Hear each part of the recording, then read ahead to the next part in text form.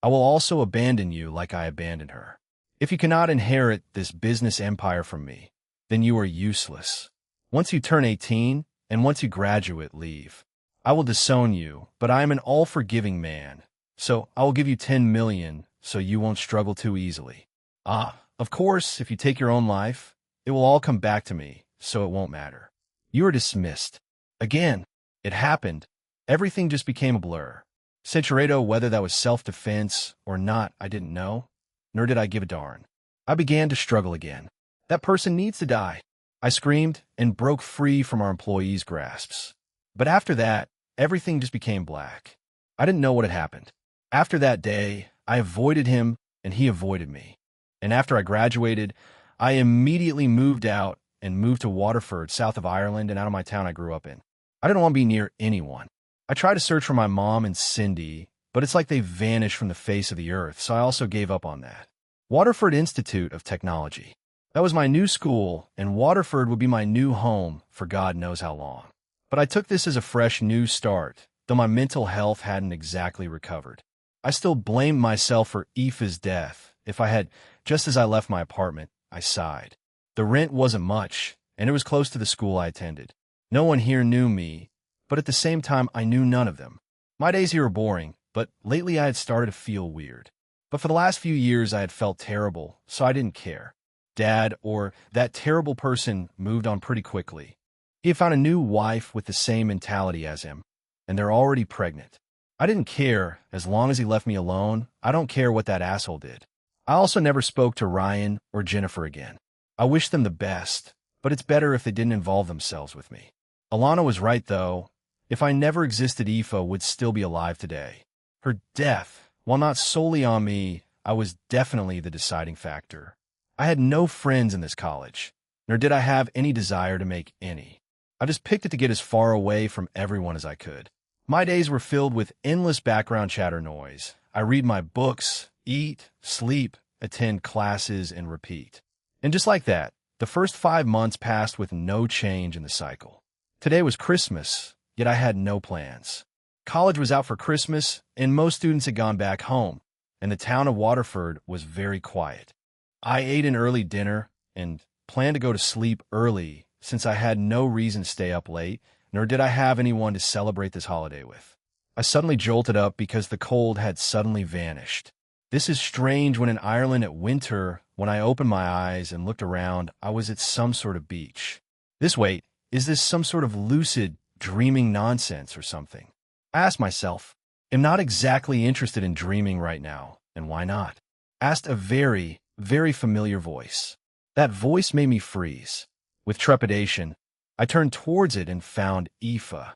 She looked the same as always, but this time she was healthy, unlike how she looked before her death. Why you look like you saw a ghost, Aaron? She asked. Finally, she reached me and grabbed my cheeks and started massaging them. You've grown up a lot. I can tell the world hasn't been kind to you. It's my fault. No, it's mine. I don't know. But I already had started crying as she held me like that. You were killed because of me, because of my dad. If we broke up, she then slapped me, stunning me. This time, it was Aoife who started to cry. Don't say that. My life may have ended too quickly, but the time I spent with you, Centurato, if it's that paranormal stuff where the dead visit you in your dreams or whatever, but with reluctance, I rested my head on Aoife's lap as she started to stroke my hair. I then began telling her about what had happened over the last 3 years.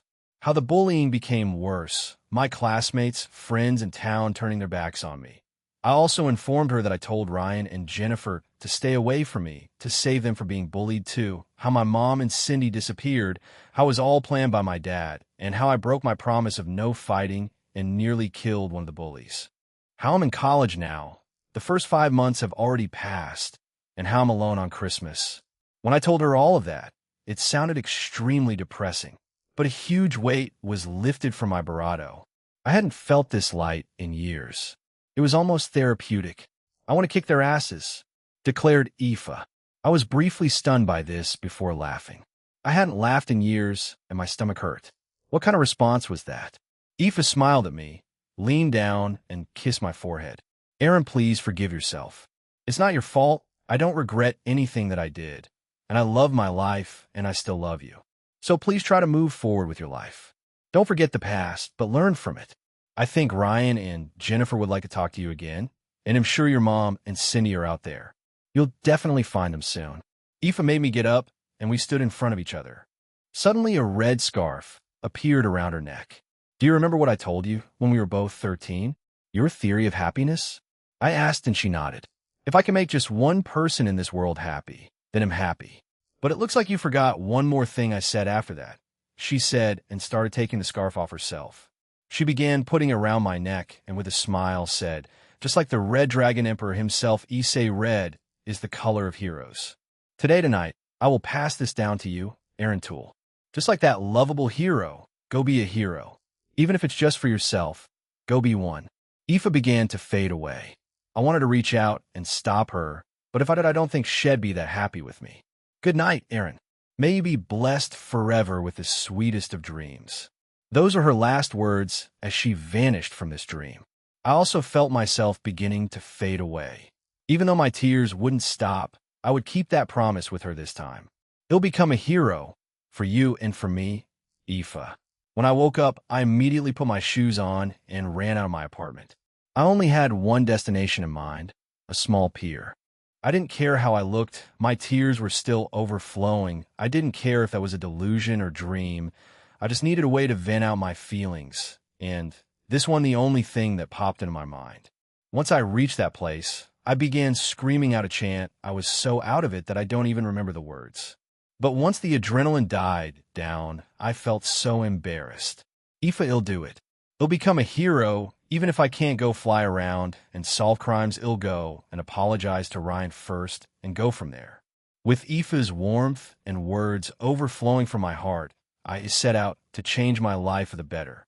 A few days after that, during the New Year's, I found Ryan and Jennifer.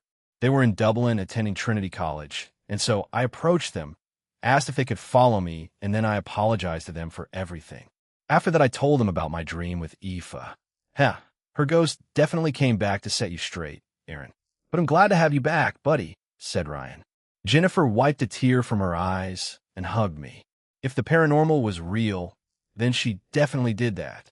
I miss her so much. Yeah, I miss her too. Now then, PUB, said Ryan. But PUB, both of them shouted at this time. I was never one for drinking, but I think it would be okay for today. I hadn't felt this happy in months, but this new happiness for me would be cut short. But at the same time, I felt relieved. After my meeting with Ryan and Jennifer, I asked them if they could keep an eye out for any information about my mom and Cindy. I had started looking for them again, but I still had nothing. Both of them agreed and would keep an eye out. A few months had passed, but I hadn't found my mom or Cindy. But I kept in contact with Ryan and Jennifer. Those two were the only ones I could really reconcile with. Well, until I found Mom and Cindy, that is. Today, I was in the doctor's for an appointment. For the last few months, I had also been feeling awful. Well, no, it had been like this since last year or so. Finally, I decided to get myself checked out. Mr. Aaron, I don't know how to deliver this news to you, but just get it to me straight. Document what's wrong with me now? I asked. He sighs and nods his head while taking off his glasses. You have a heart disease, ischemic heart disease. It's the term given to heart problems caused by narrowed heart arteries. When the arteries are narrowed, less blood and oxygen reach the heart muscle. This is also called coronary artery disease and coronary heart disease. This can ultimately lead to a heart attack. It's silent.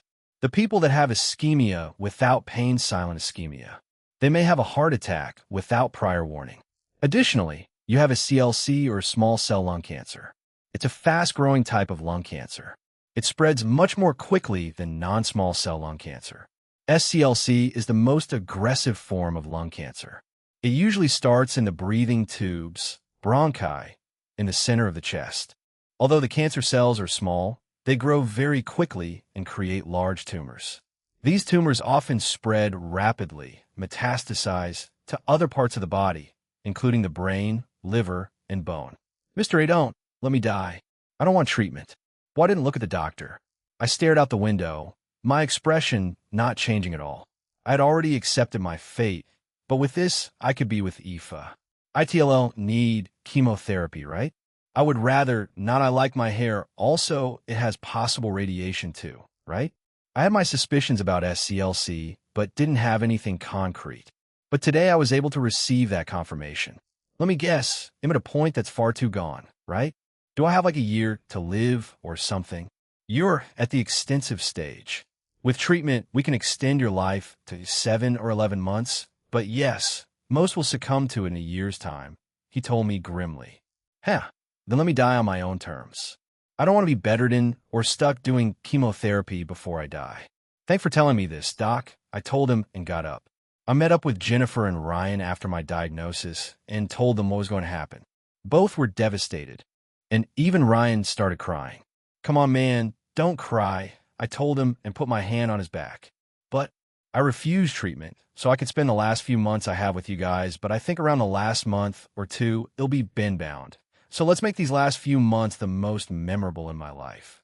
Jennifer was also crying quite hard, so I brought them both into a hug. But they also agreed with me. Would make my last few months in this earth the best we could. However, I didn't want them skipping classes for me, so we planned it accordingly. It took nearly an entire day, but it looked good.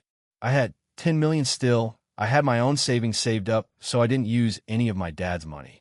But I would use it now since I was dying. Aya! Ryan screamed. We were on a roller coaster, and he didn't know that he wasn't good with them. Jennifer and I were laughing really hard because of him. Once the ride ended, we got off. Ryan immediately ran to a trash can and puked into it.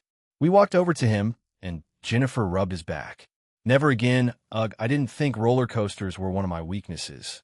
All right, we'll cross that off the list then. So you're okay with swimming with sharks, right? I asked. Are you insane? He snapped, and his face looked pale. Fine, we'll just go surfing in Hawaii or something. We might see sharks too, I told him. Oh, Hawaii, let's go. Jennifer exclaimed excitedly. Ryan looked even more horrified, but said nothing. Kunt? HL, shouted Ryan. Jennifer and I were already at the top of the cliff we climbed on. Only Ryan was the last to get up. I didn't think the guy had a fear of heights. I didn't know you didn't like heights, Ryan, I told him while looking down. Neither did I, he shouted back. He started to climb up faster and finally got up too. He fell on his back and started breathing quite hard. So another one is checked off, I said and grinned. Jesus Christ, these trips are going to kill me, Aaron, said Ryan tiredly. Well, I am dying, so at least one of us is, I replied and snorted. Both of them looked at me worriedly, but I just waved them off. I guess my humor became a bit darker. Anyway, don't worry about it. Hopefully with these trips, we might find my mom. That's true. Even if we've only been in Ireland so far, they might still be here, right? If so, we'll definitely come across them, said Jennifer. I got up and stretched my body.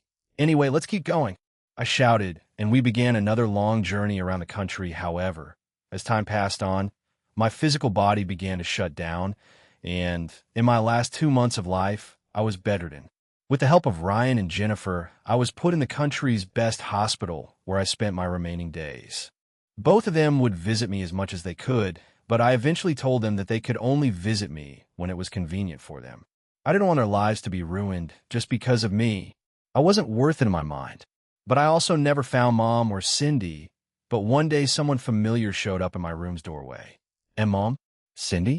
Where the heck my mother, Royce Toole, and maid, Cindy Byrne, had showed up. My mom immediately hugged me and started crying while apologizing repeatedly. But for what I could see, they didn't look that good either. My mom told me where they had been and what they had been up to all the while crying. To put it simply, they had traveled all across Ireland trying to restart their lives. My mom couldn't find it in her to approach me, since she blamed herself for the entire thing. She had been trying to find supporters and help to try to bring my father down. However, once they found out who she was trying to bring down, the people she had recruited would leave. They were too scared of my father to go against him. In the end, they decided to go west. The reason? To end their lives. Centuredo. If I only did what he wanted, Aoife would be alive, and none of this would have happened. My birth was the cause for it, if you look at it logically. It started from there. My mom suddenly slapped me and looked at me angrily. Don't ever say that you were never at fault. It's your father and his grandparents. They only ever wanted their business to grow. Those people lack empathy. They resemble the devil more than anything, she told me. Aaron, Cindy, and I will visit you every day from now on. I can't erase the sins of the past, so we'll do my best for the last months of your life. I'm sorry. I'm really sorry, she said, and started crying again. I didn't know what to say, so I just accepted what she said. After that, and as the days marched on to my end, my mom, Cindy, Ryan, and Jennifer visited me as much as they could. We would talk about random things. They brought me some books I'd like to read. We even had a small karaoke night. Even when I couldn't sing, I'm forever in their debt. I never hated my mom for disappearing. I knew she had her own reasons, but I did apologize for breaking her promise of never fighting. I also set it up that once I died, the remaining money I had would go to my mom, Cindy, Ryan, and Jennifer. That dad of mine could go die in a hole for all I cared. And then time finally came. I could vaguely tell that there were people near me, but I could barely open my eyes, so with the last bit of my strength, I reached out. I love all of you. Those are my last words before everything I knew ceased to exist. I didn't have a body. I floated in some kind of colorless world. All of my memories of my previous life had flooded back into me. But suddenly, a humanoid shape began to take form, and I was put into it. I had a new body, so I stood there. So all that happened, huh? Even after remembering everything, I don't hold any contempt for any of them. We were only humans after all, I muttered to myself. Suddenly, a cube-like object appeared in front of me, and before I could touch it, the item glowed, and a figure emerged from it. It was like a hologram, and it was, "Hi, Aaron. I only have a limited time on this. Geez, that Azathoth sure is stingy," she said with the same smile as always. If this plays, that means you have all of your memories again. Congrats. Anyway, remember that dream? Well, it wasn't a dream. Azathoth let me speak to you back then. Apparently, she had been keeping an eye on you. Can we call this stalking? I couldn't help but snicker at that. So it wasn't a dream. Centuredo, you better be prepared for the scolding of the century. I don't know how much you have changed since then. I also watched a bit of your journey. You go, Dual Dragon Emperor. You really did become a hero. Huh? Kids over there really like you. She spread her arms from side to side and showed her brightest smile. You started from nothing, and now you're here. I'm so happy and proud of you. You've always been my hero, and that hasn't stopped. You also got a Kino. Good job. She started giggling, and I blushed. Please keep on living, Aaron. If you do come and take me back, I want to see that world you want to, and hopefully, you'll be part of it. Time's up. Oh well. I love you, so I hope to see you soon. The hologram of Aoife vanished. I stood there and felt tears streaming down my face again. I feel like I've been crying way too much lately. I feel embarrassed because of it. I looked at my hand, and it looked like a hand unlike earlier. It looked like a blue blob. Aaron. I looked up and saw Comptoir. I smiled at her and said, "I'm coming back, Comptoir." "Yes," she replied, and also disappeared. I looked up at the sky and sighed. I want to keep them waiting. They need me, and I need them. I love that world, and I'll protect it because I love it. I felt my body becoming lighter as it started to glow. Finally, I slipped back into unconsciousness. The awakening process has started. The evolutionary process has been successful. Aaron Toole has become his awakening. Partner, wake up. Please wake up. When I opened my eyes, I felt a large pair of arms tightly holding me. When I looked around, holy, you're awake. You are. Didreg? Why are you screaming? So he only kept crying and screaming louder and kept hugging me. I also felt another pair behind me, and I assumed it was Albion. You've been dead for like 5 minutes, and you look so different. He shouted at me as he pulled away. Comptoir came over and summoned a large mirror, and I looked at myself. My hair and both my eyes had turned completely silver. My build was still the same, and so was my height. So I evolved, huh? What about my system? I asked Comptoir. Your nurturing system has been deleted. It was just to help you with various things. However, you can still will a status screen to life if you wish. The same with the other functions like the inventory and skills, she explained. I nodded and opened my status. I checked through it, and everything had changed. Most of it looked like a joke, but what interested me was my race is blank. What's the meaning of that? Perhaps Azathoth left it to you to name? She said, and I face-palmed. She is aware of my god-awful naming sense, right? I asked a rhetorical question. The ones there laughed. Before that I said, and got up. Drake had let me go and wiped the tears from his eyes. We're following through with your plan? He asked and grinned. Of course, I don't know fully what I'm capable of. And since Comptoir is allowed to tell me anything now, I will follow you to the end of time. Aaron, said Comptoir. Ha, all right. Let's go then. Let's make that new pocket dimension and stay there for 10,000 years. Ah, before that. Let me think of an original race, I told him and sat there thinking about it for a few minutes. Finally, I opened my eyes and laughed. I poked at the race on my status screen and changed it to my new race. Everyone looked at it, and they all made confused faces. What on earth does that mean? Is that even a word? Drake asked. It's nothing special, Drake. At most, it's a play on two words. You know I'm not the best at naming things. The same with my restaurant. It's just a mix of words. Anyway, let's go. I held my hand up and began to put myself into a completely different dimension. Just before we entered it, I glanced at my new race. Race, Imacroteric EX, 2, Enemies of Another World, and Overdrive. Third-person point of view sanctuary in the halls of Sanctuary. Much of its interior was large, very large. The sanctuary itself was a paradise among paradises. The Tower of Perseverance was the tallest structure there, equivalent to at least 1000 Burj Khalifa. It was a daunting area to tackle. However, when one does conquer it, their strength will go up by a considerable amount. On one such floor, one of Aaron Tool's hidden descendants went through it. However, when this descendant came to be, no one was sure how to categorize her. Would she count as Aaron's biological child, or something else? Regardless, she was loved like his firstborn, Kyoho Tuju. Lilith, the spawn of both Ophis and Aaron. One day, around 20 years after the conclusion of his adventures in both the Draconic Dais and the universe of Tenshura, or their central world, Ophis asked Aaron to merge both his and her infinite, and what was created from it was Lilith. After that day, Ophis proudly called her their child, and everyone accepted it. Lilith is just another dragon god of infinity. Although Ophis tend to call her the Princess of Infinity, as she liked Lavinia's Ice Princess title that she once had, but now is given to Eulalia Rennie Skyward, Lavinia Rennie's and Aaron Tool's daughter. In the large garden of the home, there were few people that were relaxing there, sunbathing. One of them was Ophis. However, she long abandoned her youthful form and had mostly stayed in her adult form for most of the 50 years. She only changed back for specific reasons. She watched over Eulalia Rennie Skyward, along with Lavinia Run Skyward and Akino Himejima Skyward, known to Aaron or unknown to him, Censuredo, but have not told Aaron. All three of you got pregnant around the same time. Huh? So you're all around 5 months along, right? Asked Lavinia. Yes, that's correct, Nia, replied Akino. Pregnant, I wish to feel that once, added Ophis. Fufu, maybe one day, Ophis-chan. You can always ask Aaron, replied Lavinia, and the dragon god nodded. The baby, Eulalia Rennie Skyward, was crawling around the grass and exploring the world around her.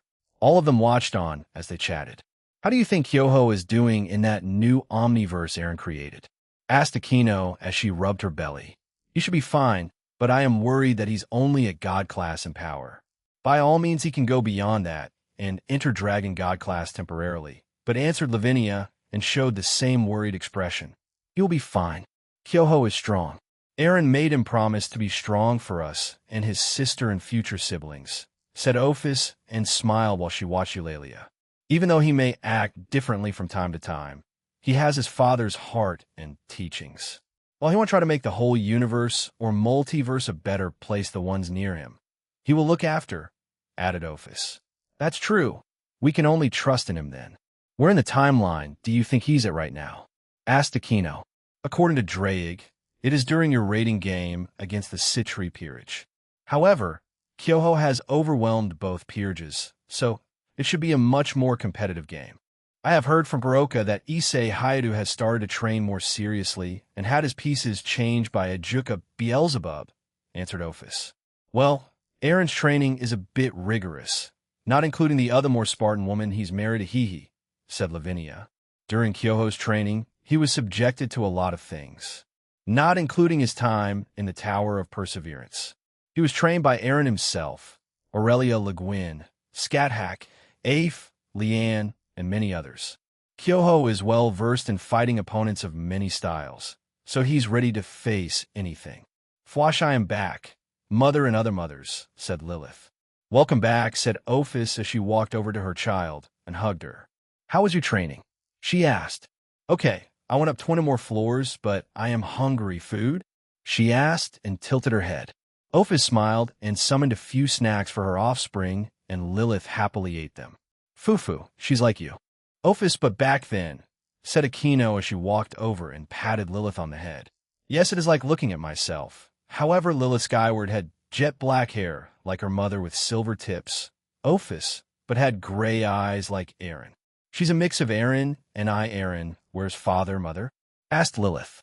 She had tried to sense him in their home, but couldn't find him. Lavinia smiled and winked. Fufu, I'm joining him soon, actually. What do you mean? Asked Graphia. Apparently, even though Aaron made the Omniverse, he left surprises in it. Chances for anomalies to occur, so Kyoho can have a bit more fun there. But if the anomaly gets a bit out of hand, he'd personally go there and correct it. So he's going to Kyoho then? Asked Graphia. Yup, he's a worrywart. Not just towards us, but even him. Oh, he said that if any of you wish to go join him, then it's fine. But he's already left more shadow soldiers in all our shadows, Lavinia said. Even more? Didn't we already have 1 million each? And there are over 100 of us, Aquino, said a bit exasperated. You know how he is, so do any of you want to join? Asked Lavinia. I will think about it. But being this pregnant, I'm just worried, said Graphia, and Aquino agreed. But I think he has at that, Oreo place? I'm not sure, but they did have a Hestia look-alike and other gods there. It was a strange place. Ain and Danu were the ones that traveled with him there. Evidently, gods with their full power walking around was a strange sight, and he nearly killed them all for trying to take away both of them, explained Lavinia. K killed? Isn't that a bit extreme? Asked Aquino. Those two didn't say anything at all. He was scolded by Danu at the time, though he didn't really mind, added Lavinia. But after explaining a fake reason, they didn't believe them. So they tried to be forceful. One thing led to another, and Aaron got a bit angry and knocked out the people trying to take them away. Graphia shook her head. I feel like he's become even more protective of us after 50 years and getting married. Even more so after he had children, and especially when we're pregnant, added Lavinia. That's true. All three women looked at Ophis and Lilith playing with Eulalia. Universe Draconic Deus Kyoho Tuju's soliloquy. Good job on the win. I didn't think you guys had it in you, I told them. After all that Spartan training, it would be strange if we lost, Kyoho replied. How do we say? The second semester started for us second year, and the Grimmery Peerage had just won against Mother Sona in their raiding game. I had helped train them during the summer, and I was paid for it. Well, it's not like I needed the money, but it was an experience in pushing all of them to their limits. In a way, it was therapeutic since I got to win against my mother's Uncle Drake, also helped while both Mother Zoria and Mother Testarossa just watched from afar. Apparently, Mother Testarossa and Mother Zoria have been touring this universe to see any difference, but according to them, not too many changes here. But they also said that there was an anomaly in this universe, so there's a high chance that Dad might show up randomly to fix it. He did inform me about it prior to me coming here. Well, at least you can maintain your balance breaker for 8 hours straight thanks to our training, added Uncle Drake. But still nowhere close to attaining illegal move Triana. Keep it though, Ise Hadu. Aye, other Drake-sama, he replied tiredly. Kuho-san? Asia asked. Yes. She fidgeted for a while and hesitated to ask something, but I eventually figured it out. Oh, it's around that time, huh? Are you asking about Diodora, Astaroth? I asked. All of them seemed a bit stunned, but Asia nodded. What did your father do during this time? She asked, hopeful for a helpful answer. According Seal his powers, beat him up and had him arrested because he's part of the Cows Brigade? Answered Uncle Drake. He's what? They all shouted in unison. You didn't tell them? Uncle Drake asked me. We didn't exactly get many chances to speak about the future, so no, I replied. Better call Uncle Surzex then. Huh? I said and looked at Rias Gremory. There were also a few things that happened during the summer. I went in front of some TV show that a lot of the supernatural tuned into and told them about the Omniverse, who I am, and showed them Uncle Drake along with his dragon form. I did not care about the timeline or keeping the events the same as other timelines. I will destroy this as much as I can. Of course, censurado, so she stopped. However, Vala Lucifer is very interested in fighting me. I'm not that powerful. According to my dad's own ranking system, I'm just around a middle-tier god class being. While it's nothing to scoff at, I can't beat anyone stronger than that. So Uncle Shiva and Mother Ophis, I don't think the Great Red of this universe is female, so there's that all eyes are on me, and also the current Cows Brigade have tried to break out of the boundary that Dad set. No one could do that well in my original Omniverse. Dad literally prevented that from happening after he evolved. It apparently caused a lot of trouble for people, so he had to fix that for a while, either by going into that universe or just from Sanctuary.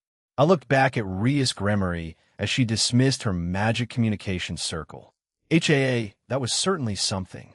Please inform of us anything relevant, she said tiredly. Something relevant? Huh? Sure, we just need another meeting that includes all the gods of this universe. Or at least the chief gods, I replied. WY? Other gods of another universe are coming, and they're stronger than anything you'll face. My dad was in our universe, so he stopped them easily, but this universe does not. So you're going to need help, or at least to be better prepared for their invasion. Soon, after a certain event, they'll make contact with Issei through Mother Aquino. Though it's one of her servants, a special fairy companion from Mother Chimyun. They look confused, so I explained further, and they became utterly horrified. How am I meant to fight them? Are you insane? Ildi, I can barely keep my balance breaker for 8 hours. How the heck do you expect me to keep up with things stronger than the Dragon God of Infinity? Issei screamed at me. It seemed like he had a small mental breakdown there. I mean, if it means anything, I can't kill any of them either. At best, at my current power level, I'm at God class in strength. Well, if I go all out and use something else, I can temporarily enter Dragon God class, but yeah, apart from that, no. The future Team DXD of this universe won't be able to compete with it either. That team that is known as unbeatable will taste a very harsh defeat. Get stronger than you normally would by that point in time, added Uncle Drake. Apparently, Dad and a few of my mothers before was born had already gone to a different universe of this back in our original Omniverse. They had seen what would happen with a world without them, a lot of casualties as many of the gods had gone into the isolation barrier to fight Trihexa.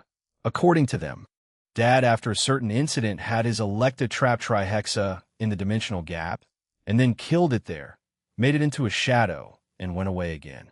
The isolation barrier plan was scrapped because of it, along with everyone being stronger because of his hyperbolic regenerative chambers. Our universe was a lot stronger than this one.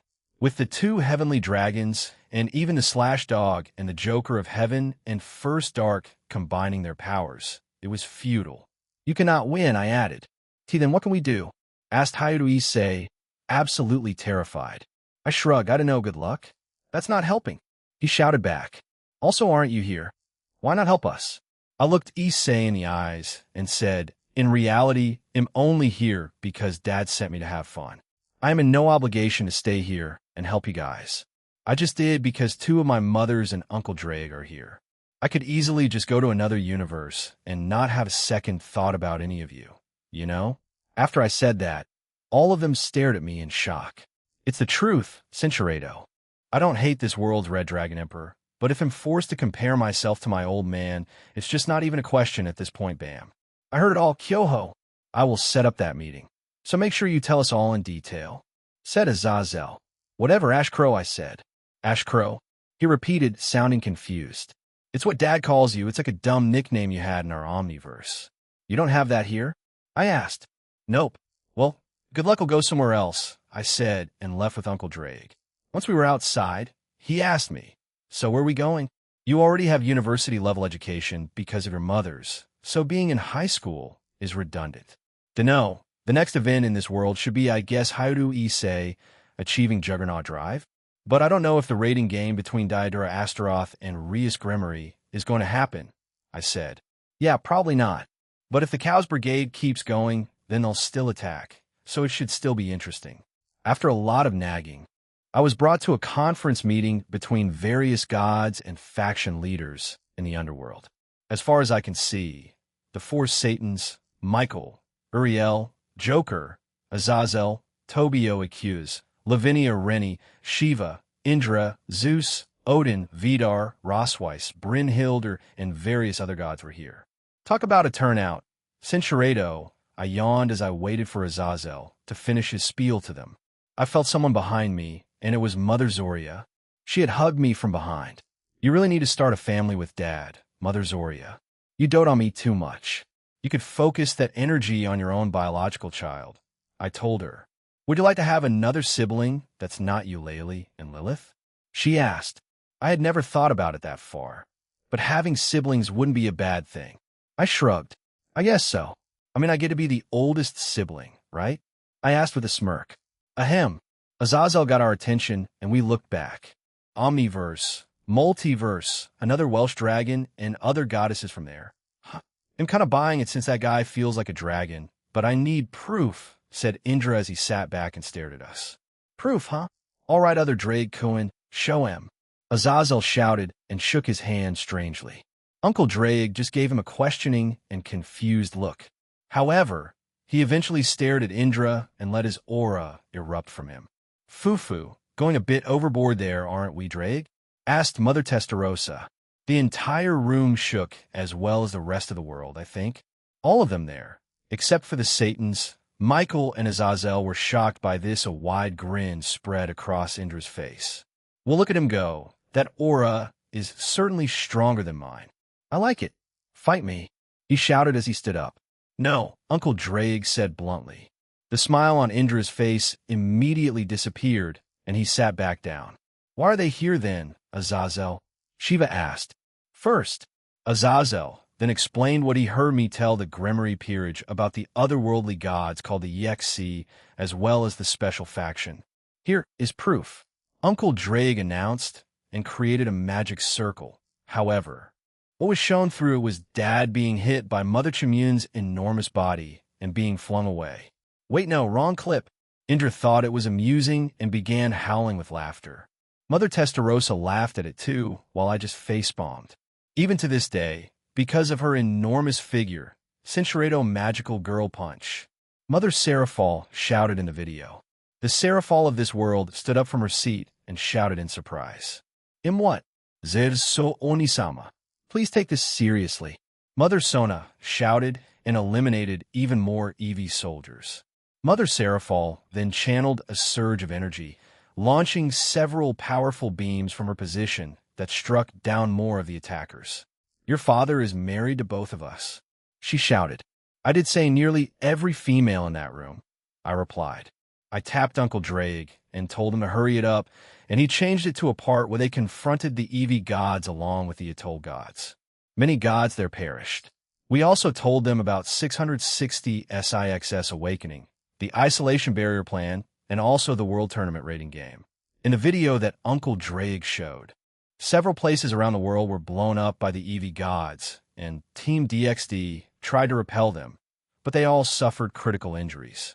In the end, Dad showed up and repelled the attack. Apparently, and according to my mother's, he was away doing something. They never told me what, but it was important. After that, he stopped the attack on the Earth, confronted a deranged god called Manannan Macliar as he had kidnapped Mother Ain. They fought, broke through several dimensions, and he ended it by using a Kamehameha that blasted through the Omniverse and kept going beyond it. This was the first time I saw this video in full, and Dad looked furious.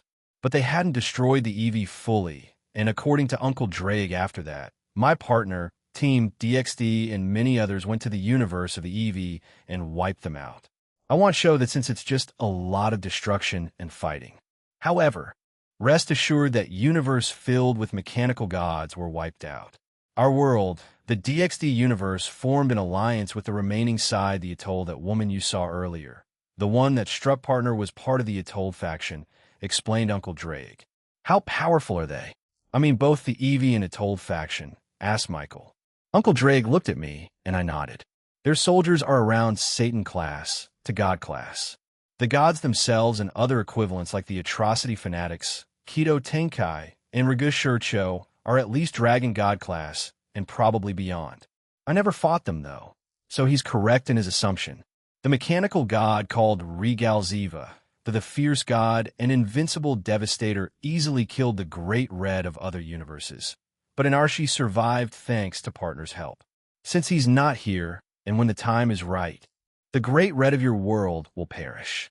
None of you are on par with him. So the room became silent due to Uncle Draig's words, and many seemed horrified.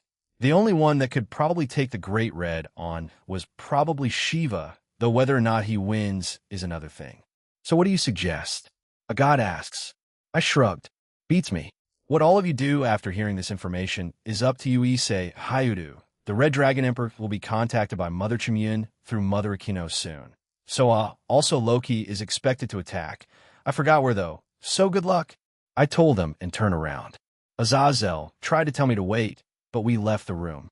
However, once we got outside, Lavinia Rennie ran out and caught up with us. We turned around and saw her catching her breath, with Tobio accused and Jean, Canis Lycaon, behind her.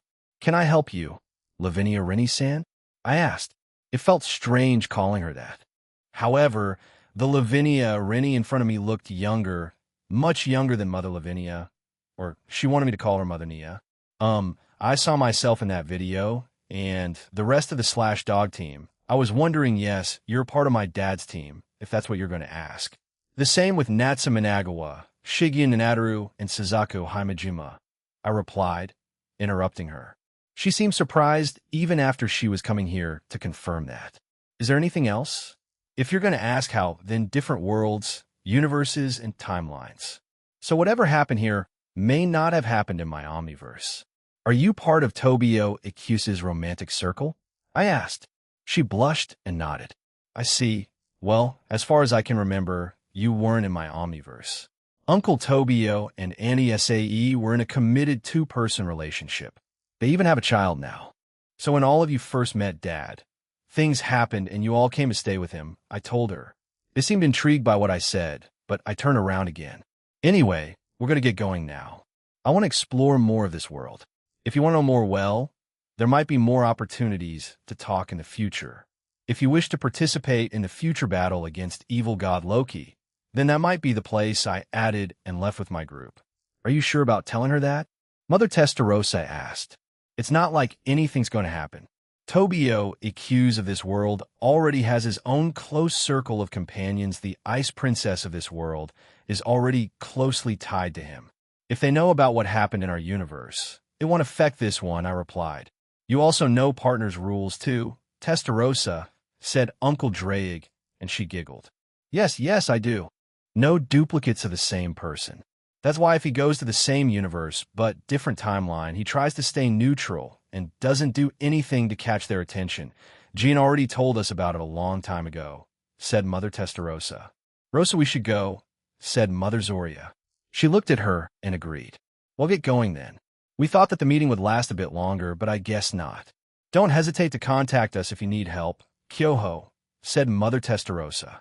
It'll be fine, I have my cosmic gear, so I can fight dragon god class beings with this, I told her and grinned. Mother Zoria pinched my cheek and said, don't be over-reliant on that.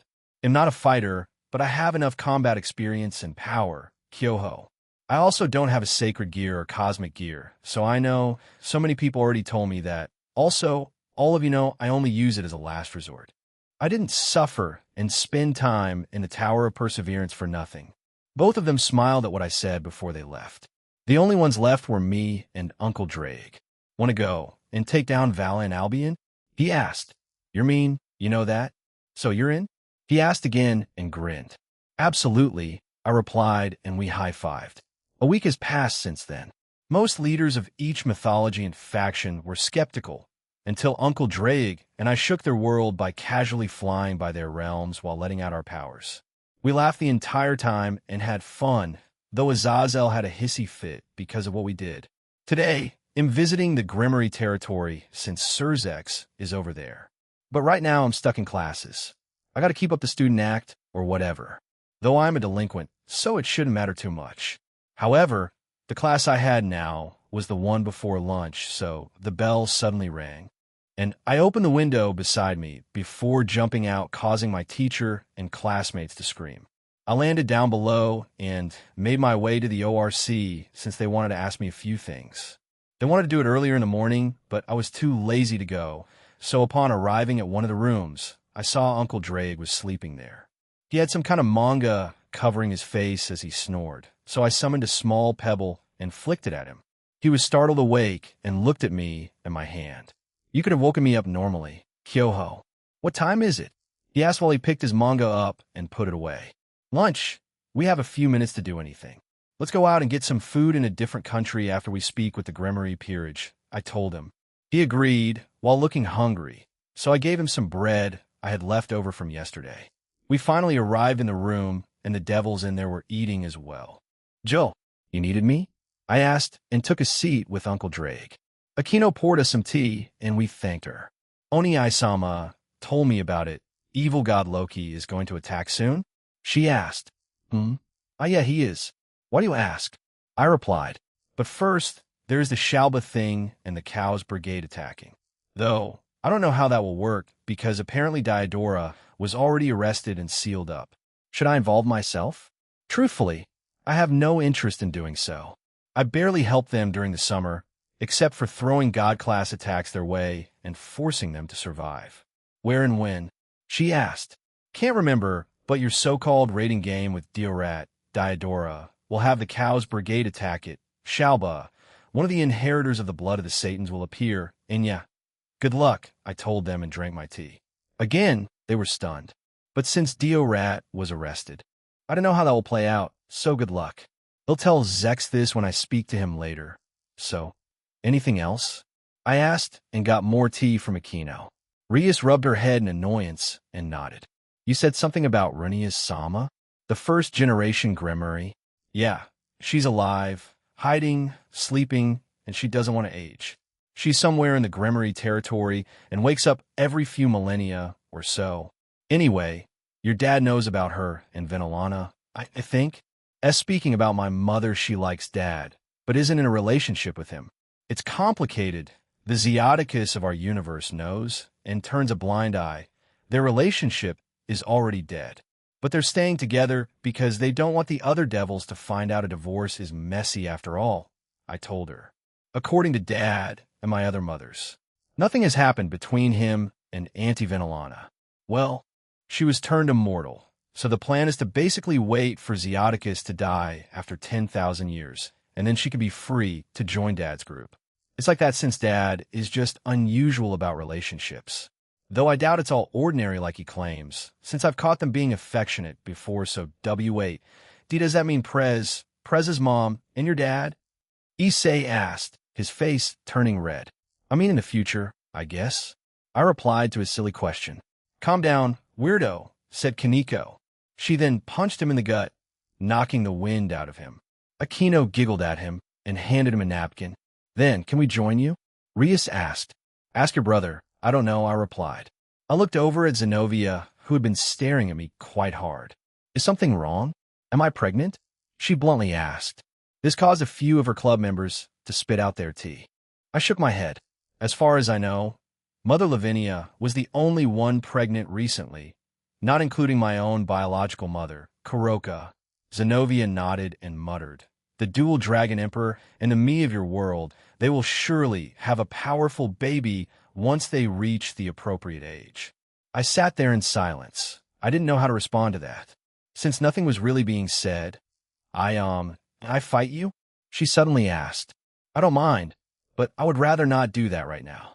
I'm extremely lazy right now," I replied. "If you manage to convince Surzex and come down to your territory." Cinchuredo, she looked at me, and I gave her a thumbs up. "You said it was okay," said Rias. "Okay, very well.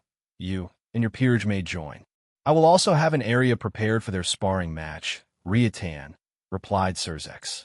"Thank you, Oni-sama." Once they spoke about random stuff for a few more minutes, their call ended. "They'll go prepare," Zenobia shouted and ran out of the room.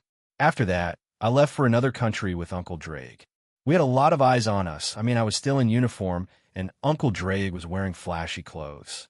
Also, a lot of them were from the supernatural, but a simple pulse of aura made them run away. If they thought they could take us on, then they got another thing coming. Idiots only come after the strong. If people like that stay away from Dad because of his reputation and known power, he'll just do the same thing minus the reputation part. Most God-class beings are still powerful after all, and not many can match them. Once we got our food from a nearby food vendor, we went to a different country. This time it was in Ireland. Uncle Drake wanted to eat here for some reason. Did you guys ever come here often? I asked. Well, it's your dad's home country, so yeah. We have been here a couple of times. It was interesting to say the least. Who knows what differences it might have, you know? Well, I did see Mother Ain and Mother Danu. Apart from that, no one else, I replied. Uncle Drake and I skipped the rest of my classes, and I got an angry call from Sona berating me. However, I dismissed the magic circle, so I would deal with her another time. Later on the day, we went back to Kuo and joined the Grimory group to go to the Grimory territory. When we arrived in the underworld, we were immediately greeted by several maids and butlers that lined their garden. Good grief, Rias. I just wanted to speak to the guy. Not be paraded like this, I told her. My family is just like this. Forgive them, replied the girl as she smiled at the servants. She then turned back to me and asked, You don't have anything like this? Uncle Drake snickered and said, My partner may be super powerful, and you would probably assume he has millions of maids and butlers. But in reality, he only has a few. In our home, the sanctuary, everything is nearly automatic, so cleaning and things like that is done automatically by magic or android robots. He sighed and added, though, the Grafia he's married to hated it since she couldn't carry out her work as a maid, as did the other maids he had. So at least twice a week, he'd let them do their work and stop the automatic cleaning and other programs he had. I think that was the bravado that Mother Grafia truly became angry with Dad. But at the same time, when he finally let them have 2 days, most was forgiven. She's still a bit annoyed by it, but since a lot of time has passed, she's mostly indifferent to it. However, Dad did increase it to 3 times a week, so they're quite happy with it. As they spoke, we eventually arrived at the front door and were greeted by a random maid. I expected Grafia Lucifuge to be there, but unfortunately, it wasn't her. I guess she's with Surzex and is waiting for us. We were led to his office, and we all entered it, and as I speculated, Grafia was there, along with the rest of Surzex peerage, and even Seraphol Leviathan and Sona and her peerage were there. Sona, you're here? Did you invite the Satan Lucifer Sama? Rias asked her older brother. It's fine if you call me Oni-I Sama, Rias. This discussion, while important, isn't that heavy. Please come and sit, he told us, and we did. Are your mothers not here today, Kyoho? They're busy exploring America and other places. Truth be told, I have no idea what they were doing, but I gave a realistic enough answer that he accepted. Uncle Drake said nothing, and a bunch of maids came in with trays with tea and snacks. So do you want to ask about the Rinia's thing, Grafia, and possibly your mother? I asked. And my mother? Wait, hold on a minute, what do you? Surzex asked me, and then looked at Rias and her peerage who awkwardly looked away. Isikon, Igriegajes, Satan-sama, replied Issei in a panic. Can you please tell me what Kyoho told you about my mother? He asked calmly.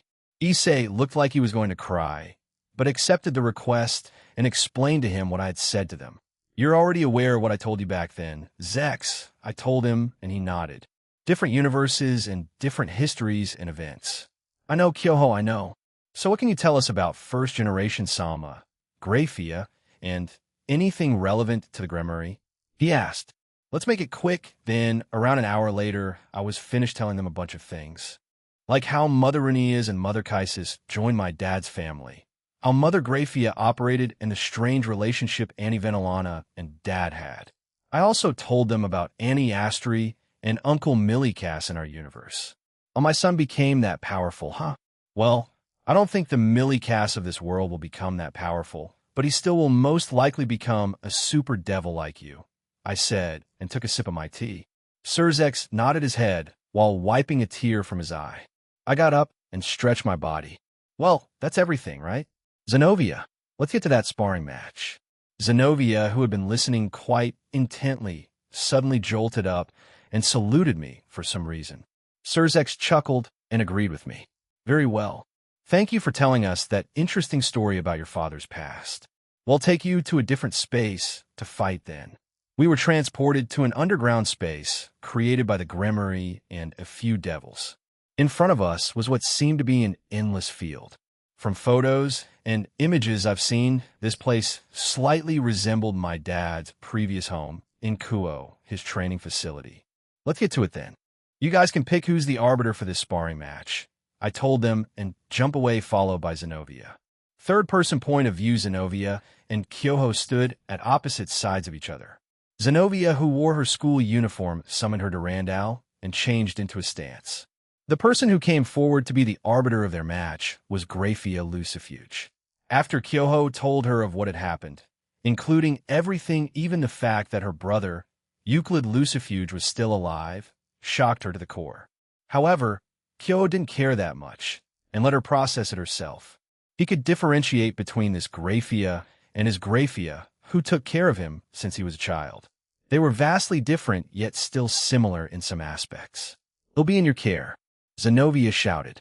Ditto, replied Kyoho and summoned a sword. What's that? Zenobia asked, intrigued by the weapon she saw Kyoho holding. It resembled a short blade, almost like a katana. A smoothie, replied Kyoho and summoned one before sipping from it. Zenobia became confused, and so did the rest, but Graphia became a bit annoyed. Well, it's a katana. Dad made it for me. It's got a lot of functions, but I'll only show you a few things. Anyway, I'm ready. Graphia looked at both fighters and said, if both are ready, let this sparring match begin. With that signal, Zenobia immediately dashed towards Kyoho, who hadn't moved from his spot. He quickly finished drinking the smoothie he summoned and made a slight adjustment to his posture. Zenobia's downward slash missed him. However, she followed it up by kicking Kyoho on the side, but to her surprise, he blocked it with his hand. Man, you two are really alike, huh?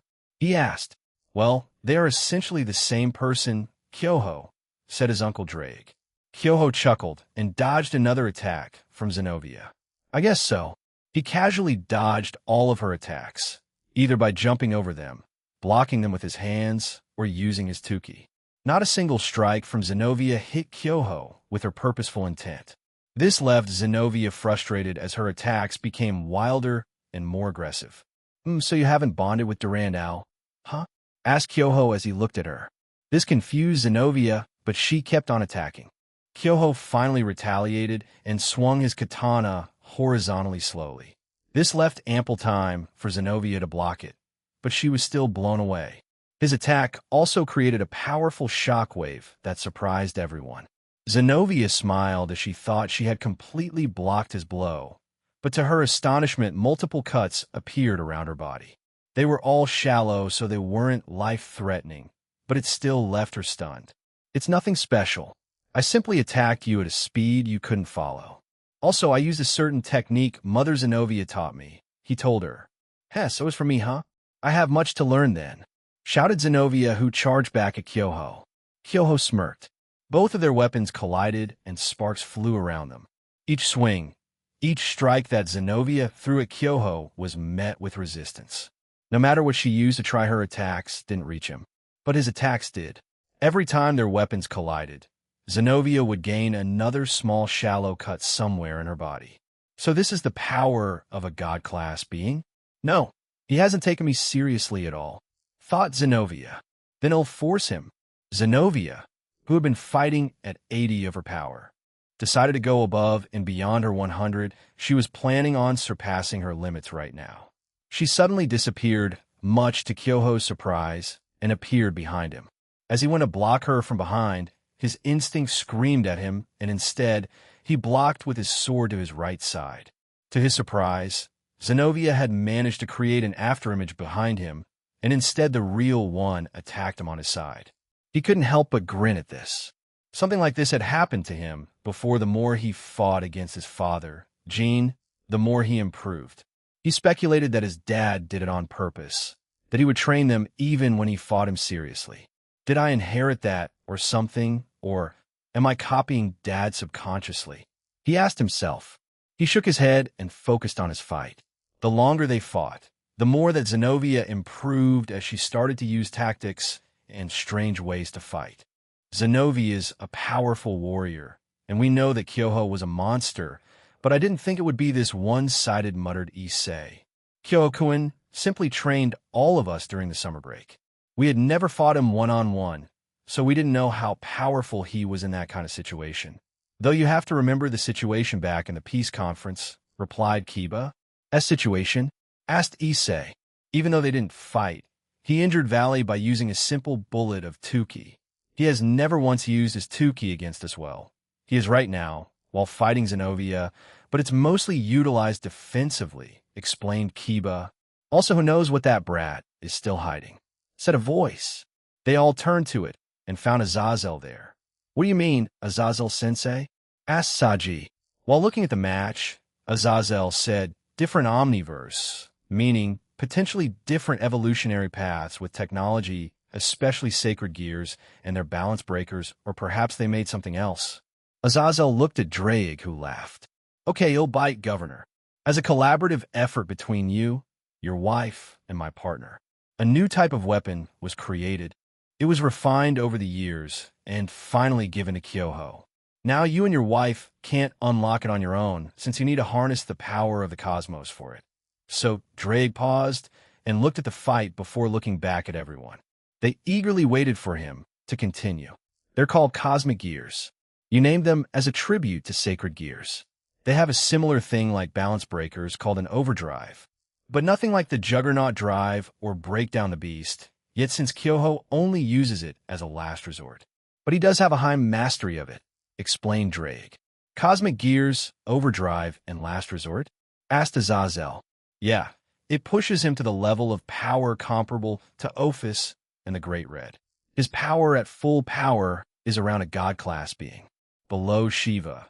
So, around the middle before they could continue talking, they heard a powerful boom, and they looked back over. They saw Zenobia on the ground, not moving, and Kyoho standing still. Winner, Kyoho Tuju, shouted Grafia. Well, you can ask him about it. I don't know much about the details. But there's no creature inside it, so I guess a Juggernaut drive or break down the beast is impossible. Who knows about the X-side or Abyss-side balance breakers, though? Kyoho Tuju's soliloquy, I pulled out a slime ball and threw it at Zenobia. It healed all her injuries, and she immediately woke up. What happened? She asked. She then noticed that I was above her and awkwardly laughed. I lost. Yeah, I replied and offered my hand to her. She accepted, and I pulled her up. Keep on training and use your brain more. Kyoho. Azazel shouted my name while running towards me. I've seen that dumb look many times. Did Uncle Drake tell him about the cosmic gear? I looked at him, and he grinned. Damn you.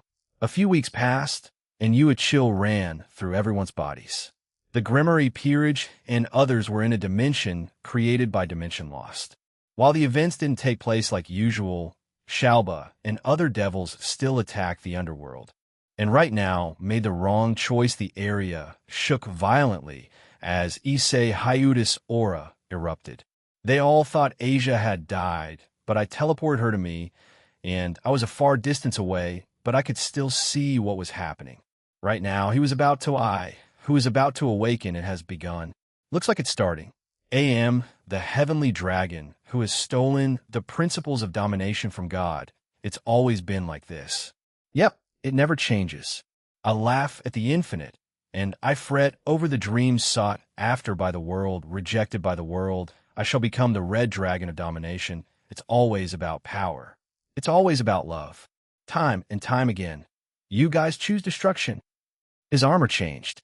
It became angular, bestial, and with a pair of giant wings sprouting from his back. His hands were wrapped in sharp razor claws and horn-like protrusions from his helmet. Every single gem around his gem glowed, and a myriad of voices cried out. And I shall sink you to the depths of the crimson purgatory. This is Juggernaut Drive. Keikyoho-san, Asia asked as she woke up. She then noticed the enormous power surging through the area and looked over. Asia gasped. Is it ISC-san? He thought you had died, and he entered his Juggernaut Drive. The longer he uses it, the shorter his life expectancy will be, I told her. We have to stop him. She shouted at me and began struggling. We will, but first let's wait for him to kill Shalba, I told her. The fight was quite one-sided as Issei, in his juggernaut drive, manhandled Shalba Beelzebub. Finally, Issei began to boost 100 times, so we began to approach them. However, seeing as how it might be dangerous, I stopped at a considerable distance away and teleported the Grimoire Peerage near me. Wait, Asia, they all shouted. Sup? I teleported her away before the attack hit her. Did you guys forget that I also came here? I wanted to see what happened in the timeline. I guess it was just a bunch of stray devils and Shalba, which was a bit disappointing. I said to them and let Asia go to them. Then is that? Kiba asked and looked back at Issei. Longina Smasher. A powerful beam wiped out the area along with Shalba. I prevented him from escaping, so he truly did die. But Issei was still going berserk, so I walked towards him. Keikyoho, Rhea shouted. Get Irina and get her here. After that you can undo the Juggernaut drive, but until then, I'll play with him, I told them. I smirked and covered my body with Tuki before jumping towards Issei and slamming my foot into his face, which blew him away. This ability is said to rival gods and the Satans. So this should be fun. I myself am a god class being after all.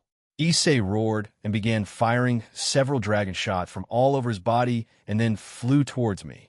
I maneuvered my body so that he would miss, and I fired several Tuki bullets at him. It pierced and destroyed his armor, but it quickly repaired itself. Let's go, Hayudu, I shouted, and we flew up into the air. With Tuki covering my body, we clashed in the air, and powerful shockwaves occurred around us. However, it was clear that I had the advantage. Juggernaut drive, the one Issei is using, he's just in a berserker state. So I have the advantage. He's like a wild beast with no thought. I did a few hand signs and shouted, Daytime Tiger, Hiradora. A powerful tiger-shaped Tuki stream left my hands and hit Issei. It kept pushing him until he was slammed to the ground. After that, he could only struggle while on the ground, but he was still awake. I landed on the ground beside him and chuckled. The fact that you're still awake is amazing. The Juggernaut drive really is something, huh?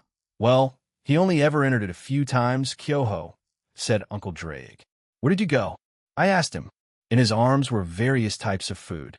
I got hungry and traveled to different countries to get food. Anyway, did you use Ezra's attack? He asked. Yeah, he taught me a bunch of moves. They're cool. Suddenly, Irina and the rest of the Grimoire Peerage arrived and played a cheerful, nostalgic song. This brings back memories, I said and laughed. They looked at me questioningly, and I added, Dad was also known as the Great Dragon, so this song was also his mom sometimes played it to me when I was younger. Heck, it's still popular in our world.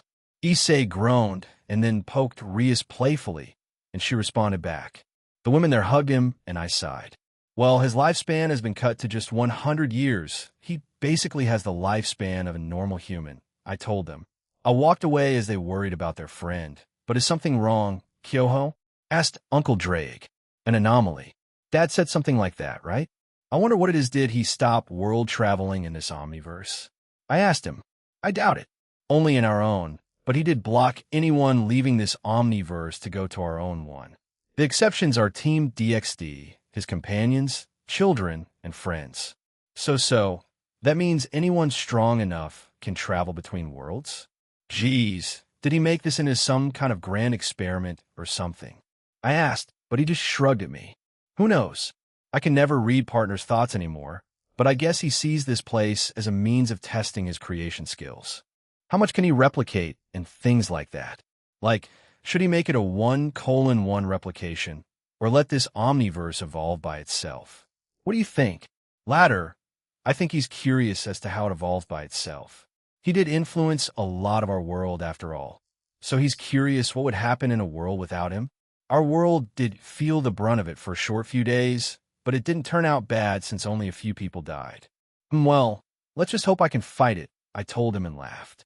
If not, I or your mothers can step in, so don't worry too much.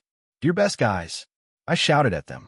Quite a bit of time had passed since Issei entered his Juggernaut drive, and he's made decent progress and increased his time in his balance breaker to 12 hours. Zenobia and the rest of the Grimmery peerage have also been hard at work, training like their lives depended on it. So with the Citri peerage too. Right now, we were facing the evil god Loki. So the united front of the Vala team, Grimmery, Citri, and Rosweiss were in this dimension fighting Loki. Uncle Drake, Mother Zoria, Mother Testarossa, and I were watching it all unfold from a distance. Loki tried to use Fenrir, but I put that dog down quickly. Well, Uncle Drake did, since he said even I would die from Fenrir, I wasn't strong enough to resist it yet. So I took his word for it. They're doing fine, right? I asked. Yeah, they're all stronger here, but not as strong as the ones in our world, replied Uncle Drake. So they'll struggle in this fight. Go join them when you see fit. Captain. Both Valley and Issei were already in their balance breaker states, and were fighting Loki together. The god looked bored, and the rest were fighting the grandsons of Loki, Skoll, Hati, and mass-produced Dragon King clones, Midgardsormr's clones. Suddenly a replica of Mjolnir appeared, and Issei bravado it. I'm going to kick this ass. He screamed and charged at Loki. The god dodged his hammer as he swung it at him. Darn it. He was then hit on his back and flew across the battlefield. Centuredo. This obviously irritated him, and he fired more magic attacks at us. But his attacks didn't reach us thanks to Mother Testarossa, who kept winking and canceling the attacks. Oh, he's planning on using that since Fenrir isn't here. Pretty ballsy of the Lucifer of this universe, said Uncle Drake with excitement. The body of Vala Lucifer glowed brightly. Evil god Loki tried to attack him, but hundreds of large distorted blades suddenly were fired at him, and he was forced to avoid and block them. However, he was also slowed down by a blizzard that suddenly engulfed this dimension. Canis Lycaon, an absolute demise, huh? So they did follow us here. I muttered and looked to a certain place and found Tobio accused, Lavinia, Rennie, and the rest of the Slashdog team. I, who am about to awaken, destroy them. Destroy them all. Voices that didn't belong to Valley echoed throughout the quarry. Those were the lingering resentment of the previous white dragon emperors who had laid dormant within his sacred gear. Am, the heavenly dragon who lost all to the principles of supremacy. The dream is over. The illusion has begun. I envy the infinite, and I pursue the dream. Everything. Give me everything. I shall become the white dragon of supremacy. The area around Valley was distorted and was covered in a pure white ball of light. Finally, the light scattered, and a large white dragon had taken Vala's place. In his juggernaut drive form, he flew towards Loki, who tried to stop him, but his defenses were broken. Vala in his dragon form and Loki clashed in the air. The power both of them exuded was so powerful that it shook the dimension and threatened to destroy it. Issei, who had recovered, stood there in shock at what he was witnessing. Powerful explosions and shock waves occurred all around them, and the rest of the united team could only watch from a distance. Vakuin is strong after all, said Lavinia Rennie. Right? He worked hard to achieve this, added Tobio accused. In the eyes of the current Hyudu Issei, Valley was even further away. He couldn't see himself reaching that state at all. He himself couldn't control Juggernaut Drive, since he had a piss-poor, demonic energy pool. Even if he did increase, it wasn't enough to use that form, and the next time he did, it would knock down his lifespan even more, essentially killing him. All right, let's as I got up to say that I felt a chill. Mother Zoria, Mother Testarossa, and even Uncle Drake had looks of concern as they looked towards Valley and Loki. Suddenly Valley was blown away and even had his form undone. Centuredo, who as Loki began to speak, his entire body vanished in an instant. Many around us gasped, and I jumped toward them. As I did, I heard Uncle Drake mutter Anomaly. Anomaly's dad left these for me in this omniverse. These range from very strange things. An example Dad told me once was that a random universe like ours would be filled with Yandra men and women, or events happening at different times than what was supposed to happen. An example of that is if 666 was never sealed and rampaged across this world, and only a few people remained as they hid from the beast. According to him, a world like that existed here. I wanted to visit one like it, but am not strong enough for it. Is this anomaly a way for me to get stronger? He wouldn't let me die, though. so I may stand a chance against them. How do you do, weaklings? Felnas, a servant to Arovo. It's a barato to take over your world, he said with a smile. Felnas had short gray hair and yellow eyes. He wore half a mask that covered his left eye, a black suit with white lines, black gloves, and brown shoes. He had some kind of skirt around his waist that looked like a crow's wing. On his hip was a large cross, and it seemed like he had some kind of golden necklace around his neck. A portal opened beside him, and out came a female. She was smiling and then patted his head. She had long white hair, elf-like ears, light purple eyes, and a strange accessory on her head that made it look like she had feather-like ears. She wore a red-white one-piece dress. She had long gray leggings, red heels, and an enormous black coat behind her that resembled butterfly wings. She also wore red gloves and carried a weapon in her hand. Those two are anomalies. They are comparable to dragon god-class beings, said Uncle Drake. My, oh my, I don't like being called that, Mr. Dragon, said the woman. I'm Arovo, and am conquering a few planets to extend my empire. Third-person point of view, there was an increase in the intensity of the blizzard around the dimension. Following Draig's announcement, the current team decided to face the two that arrived. If you're not careful, you will die, Draig added. That's a challenge then, shouted Valley, and entered his balance breaker before he flew towards the man called Felnas. Val's fist slammed into his face, but he didn't flinch. Felnas smiled and backhanded Valley. Seconds later, Valley slammed back into the ground. Vulcan, shouted Lavinia with worry. She frowned and summoned a 3-meter-tall humanoid ice woman, and it started firing ice and snow attacks at the man. However, like earlier, it didn't do anything. Suddenly, Tobio accused Jean, Canis Lycaon, and Cookie Samejima appeared behind Arovo. Tobio accused and Jean slashed their weapons at her, while Cookie thrust his electric spear towards her. To their utter horror, she stopped their attacks with both her index fingers. That's not nice, you know. She smiled at them and backhanded all three of them, and they slammed into the ground like Valley. Various attacks then hit them, ranging from demonic attacks, magic, and light attacks.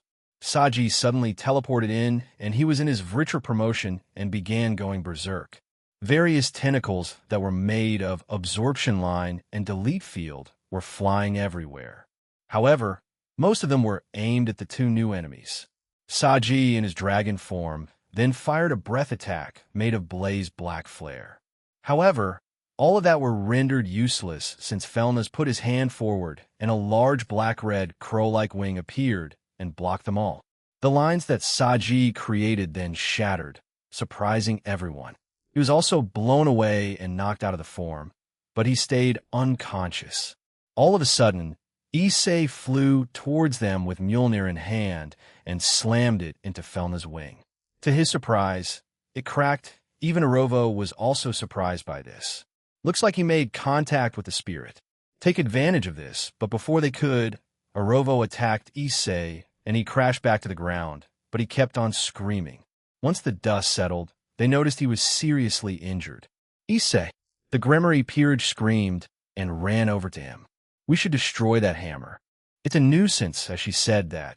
Kyoho suddenly appeared behind them and slammed his Tuki-covered fist at them. Again, Felna's wing shattered to his surprise, and his fist connected with his face.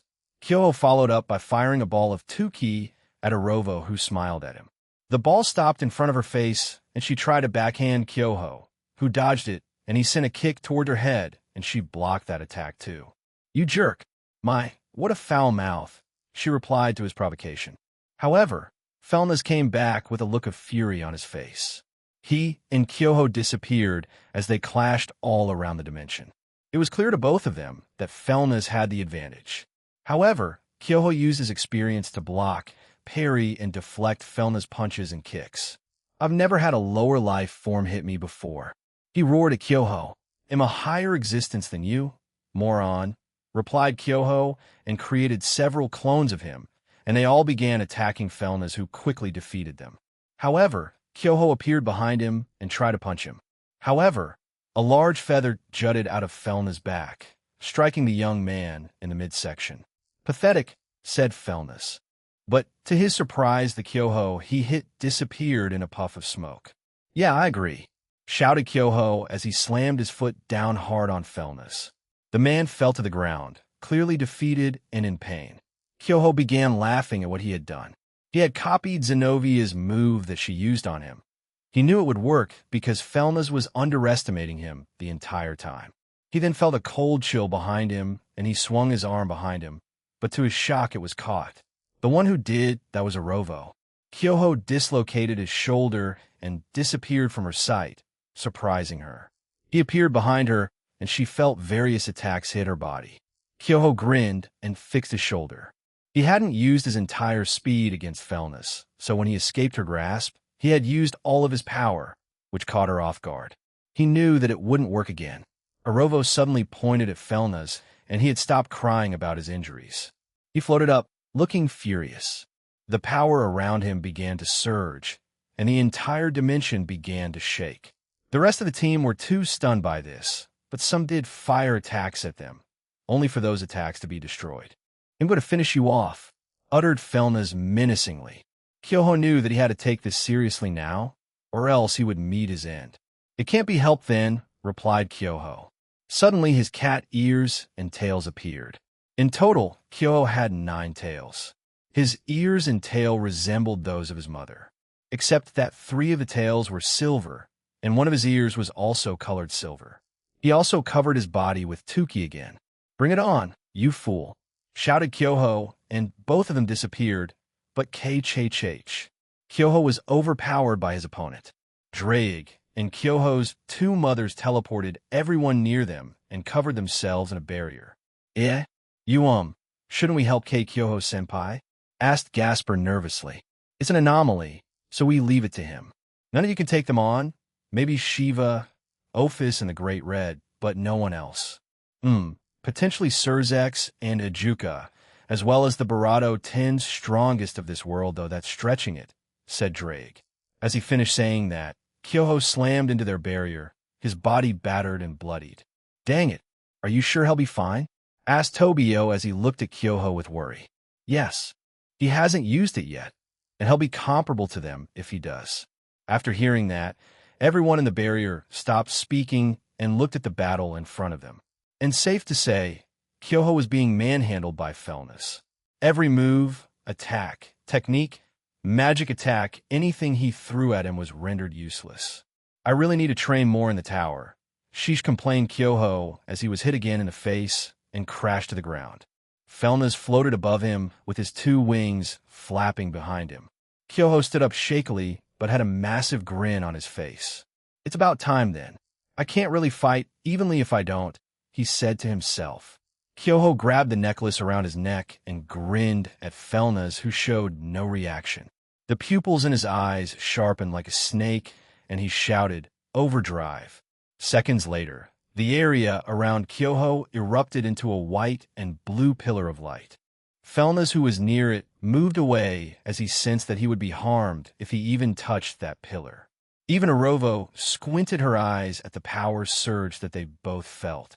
Once the pillar of light vanished, Kyoho Tuju stood there with his body covered in a white and blue armor that looked futuristic. Several protrusions jutted out of his armor, and blue and white sparks emanated from his armor. The eyes of his armor glowed blue as he stared up at Felness, who had a look of surprise etched across his face. Kyoho brought his right arm forward and clenched it. "Time for round 2. He shouted at the man and slammed his fist into his gut. Felness was shocked and confused. He didn't even feel Kyoho move, and the next thing he felt was a powerful fist in his stomach. Felness was thrown away, and Kyoho followed after him immediately. The man corrected himself midair and summoned millions of black and red magic circles that fired black-red feathers and also magic attacks. Kyoho grinned behind his helmet and put his hand forward. "Reflect," he shouted, and the attacks that were aimed at him were reflected back to Felness. He tried to control his attacks, but they didn't listen to him, so he avoided them, but seconds later his attacks turned around and struck him on the back. Felness was shocked as he looked at the feathers that were sticking in his back, as well as several small holes. This angered him even further, and the dimension began to shake even more. This time around, 50 monsters that looked like avian appeared. Most of them were black, red, or a mix of the two colors. Even more creatures appeared below Kyoho, as some resembled dogs, lions, tigers, elephants, hippos, and other creatures he hadn't seen before. "That's useless, you know," said Kyoto before he waved his hands around him as they glowed a bright white-blue light. "Dismantle," he muttered as the creatures around them began to crumble away. Felna stared at the young man in disbelief. He tried to create more creatures, but Kyoho simply used the same ability again and rendered Felna's technique useless. "Very well. I will acknowledge that you are strong, human," said Felnas calmly. He landed on the ground, and so did Kyoho. "But this is as far as you go." Felnas began to transform.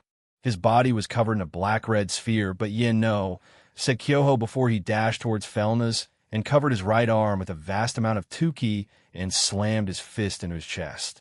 Felnas coughed up blood and was launched away. A powerful shockwave followed after it, which also wiped out a large portion of the dimension. Kyoho stood there smugly and said, "You think he'll wait for you to transform? That's why I asked my dad to add that function when I transformed, so I wouldn't be interrupted." "Jerk, was that last part really necessary?" asked Drake. "Yes," shouted Kyoho. But to his surprise, Felna's aura erupted again, and once the dust settled, Felnas had transformed into a large bird creature, and it had taken his place. Its eyes glowed gold, as did its break.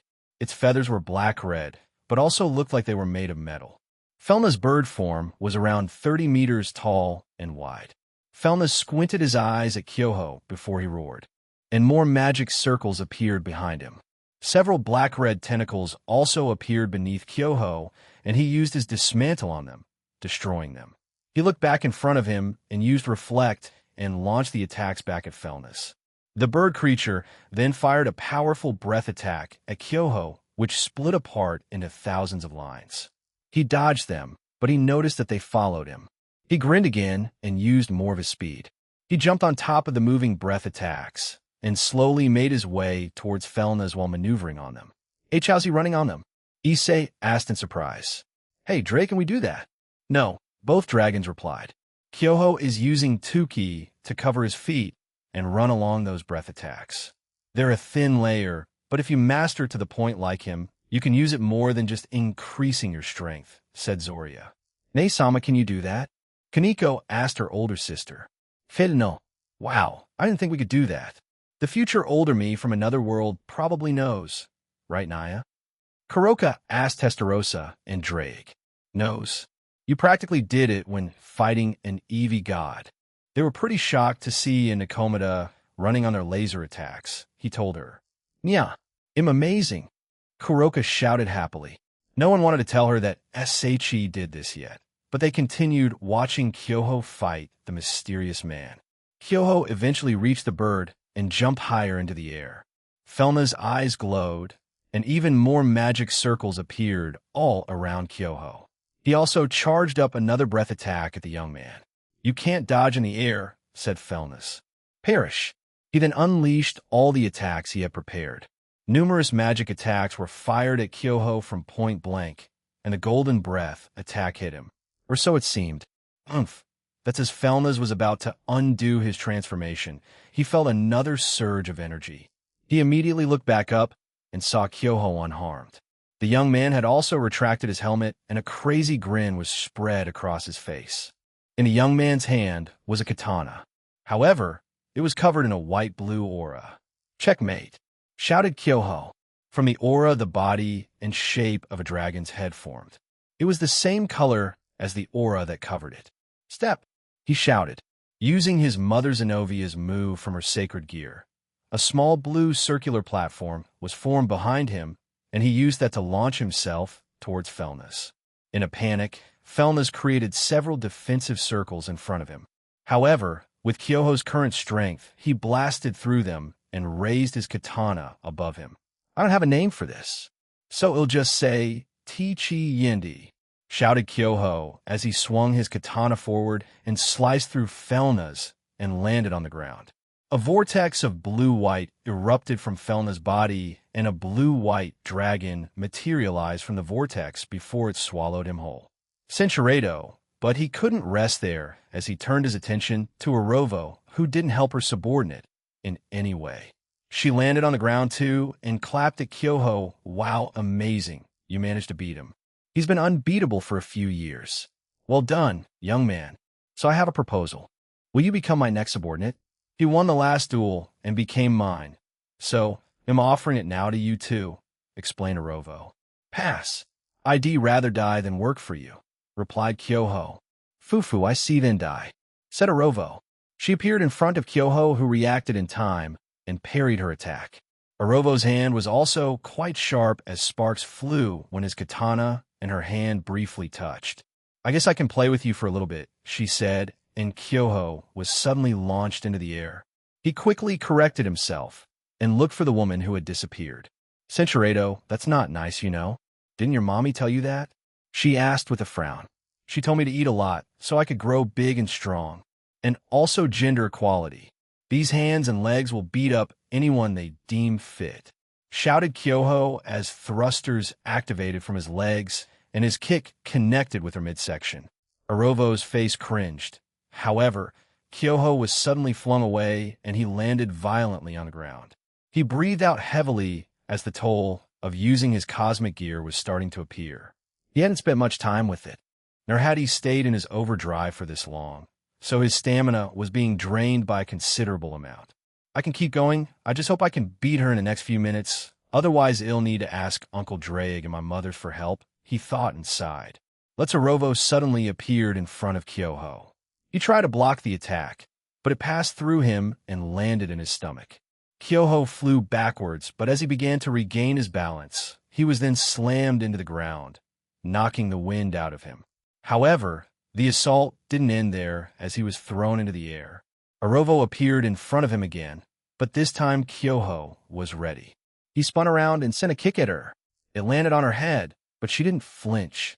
Kyoho could tell that she was out to finish him off, and the way she was looking at him made him nervously chuckle. He was thrown around the air like a rag doll, yet his armor protected him from the brunt of it, as well as his tuki. The earlier attacks by Orovo were aimed at piercing his armor, but they didn't, so she became frustrated and she decided to treat Kyoho like a toy.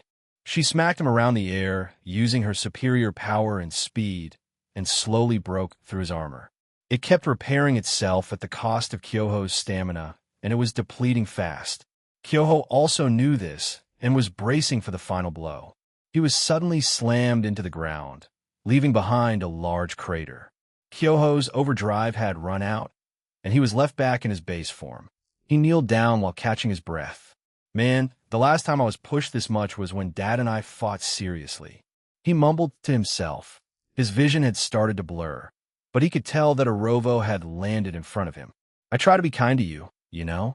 I even offered you a way to save your life. Most would accept, but you just wouldn't, would you?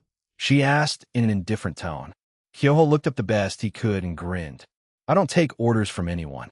Only from myself, Cinchuredo, as he was concerned about his classmate. The rest of the united team shared his horror and frustrations. Yet all three of them were smiling. It's fine, said Drake. He won't let anything happen to us or his child, said Zoria. Fufu, he is a worrywart after all, said Testarossa. All of them were confused by their calmness. However, as Orovo's hand was about to reach Kyoho's throat, a powerful light slammed into the ground, surprising her and the Gremory and Vala group. The light disappeared a few seconds later. In its place, a man stood. He had short, messy silver hair, sharp silver eyes, and a calm smile on his face. He wore a black and gray business suit and a black cape behind him. Who is that? Asked Issei as he and everyone stared at the man. The man suddenly pointed his thumb behind him, restoring Issei's missing arm, much to his and the others' shock. Hey, Kyoho, did you grow stronger since we last saw each other? The man asked. You really did come, said Drake. Who is he? Asked Lavinia. Her eyes were drawn to the man, but she had some hunch as to who he was, and her heart raced for unknown reasons. Before Drake could answer, Kyoho himself shouted, D-Dad. Ho, D-Dad. That's. Everyone shared Issei's shock, and Drake grinned. Correct. That is Jean Skyward, my partner and the Dual Dragon Emperor, Drake shouted. After he did, a powerful silver aura exploded from Jean. Centurado. The more sweat appeared all over her body, and the more she could see her own death. Arovo had the ability to look into the future. Although it's only by a small amount, she could see 10 seconds into the future. So if she let him catch her, she was all but dead. She grunted and jumped backwards, but to her horror, the man had already caught up to her. She thrust her arm forward, trying to attack him, but her arm was struck with a powerful impact. This left Arovo stunned, but she couldn't scream or yell in pain. She began to restore her own hand, but her mind was too anxious, so it took her a long time to do so. Arovo had rose to her status. She was nothing, she was a weakling, and she was treated like garbage because she was weak. So she wanted to punish everything, so she started to train, and slowly the powers that lay dormant within her began to activate. She then used her newly acquired powers to bring everything and everyone below her. She wanted them to know how much she suffered because of their actions. When she saw their looks of despair, it made her happy, ecstatic even. So she continued on this path of destruction. However, she didn't think she would stop, but she did. One day, during her conquest, she came across a young man. Even after she subjected him to various evil things, his smile never left him. She became curious and asked him why he could keep smiling like that. And the answer he gave her stunned her. Wrath will produce wrath, and anger will beget anger. Whatever hurt you in the past, you must let go of it. If you wish, I can help you work through it. Those words left her speechless. However, because of the persona she had built, she could only throw him in prison and then visit him at night to speak to him. This went on for a year, until Arovo fell in love with that man, and the man too fell in love with Arovo. However, Centurado, the hate and rage in Arovo had slowly begun to leave her.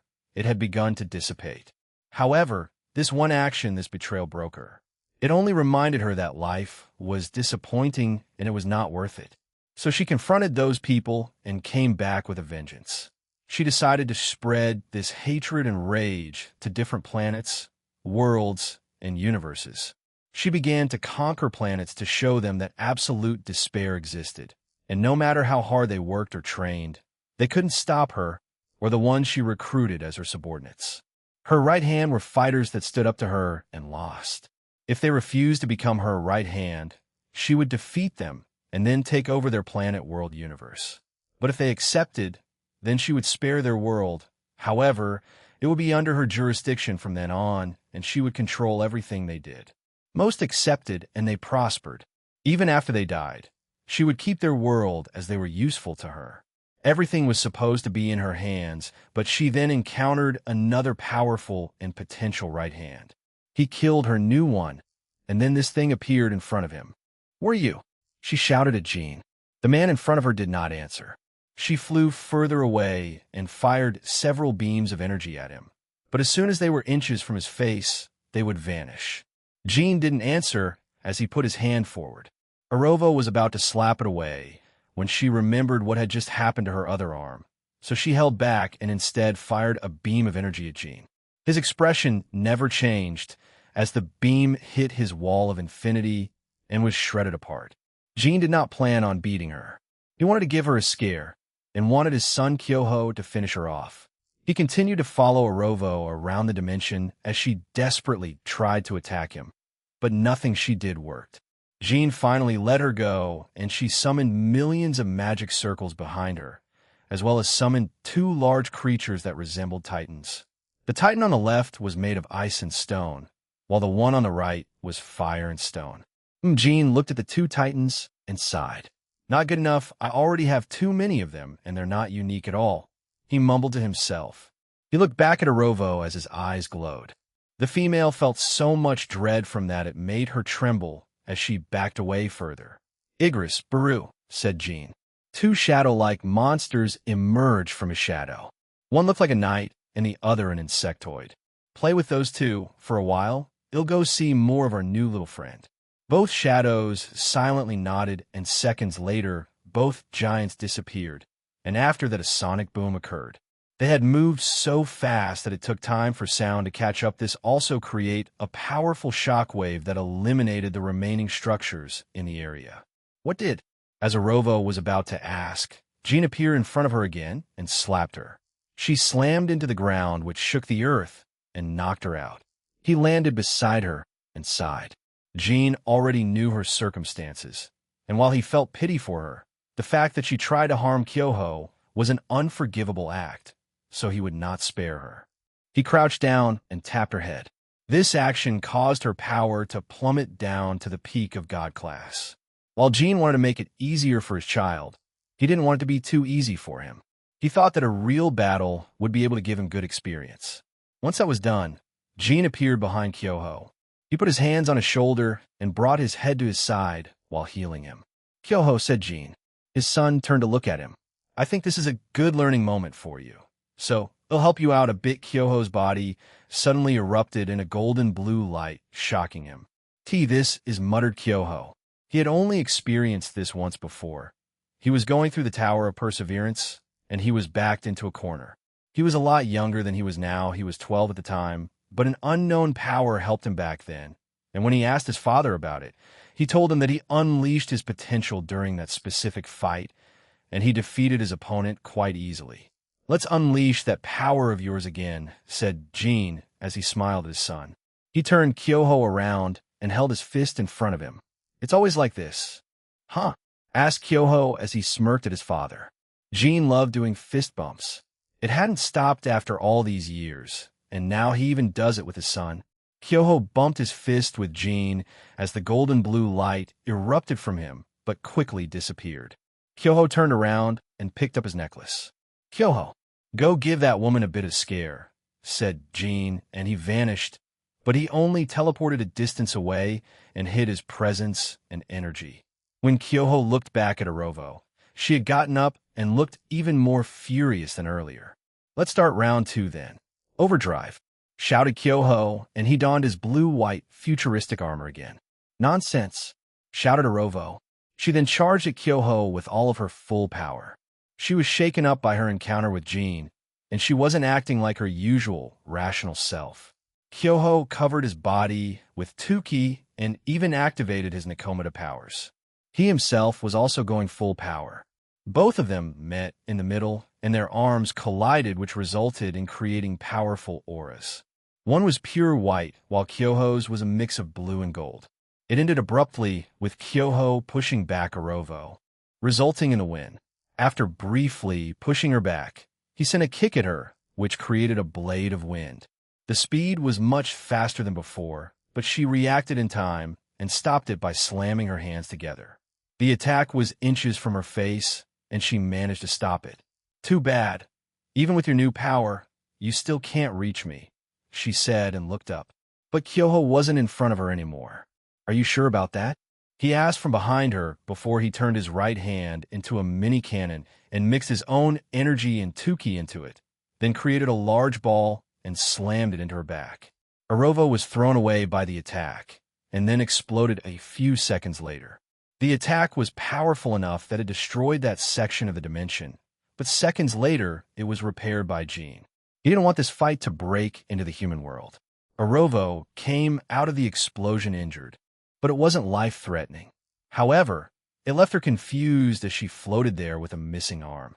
She wasn't bothered by it, as she simply grew another one. Her cape suddenly lifted up, and hundreds of millions of butterflies started to fly around them.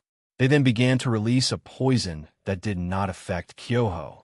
Just like his mother, he himself was immune to all poisons, viruses, and other ailments across the Omniverse, so attacks like these were pointless. However, he let her have her fun and let her think that it had an effect on him. Kyoho started to pretend to writhe in pain. Arg, my body, it's on fire, he shouted. Orovo grinned, but seconds later, Kyoho chuckled and appeared in front of her before slamming his fist into her face. He followed it up by hitting her with an onslaught of kicks and punches, each one doing significant damage to Orovo. She tried to retaliate, but Kyoho didn't show any openings during his attack. Finally, he spun around and kicked her in the stomach, then, from the tip of his foot, fired a powerful 10k bullet, which sent her away again. "Your acting sucks. You need classes on that," said Drake. "You're finished."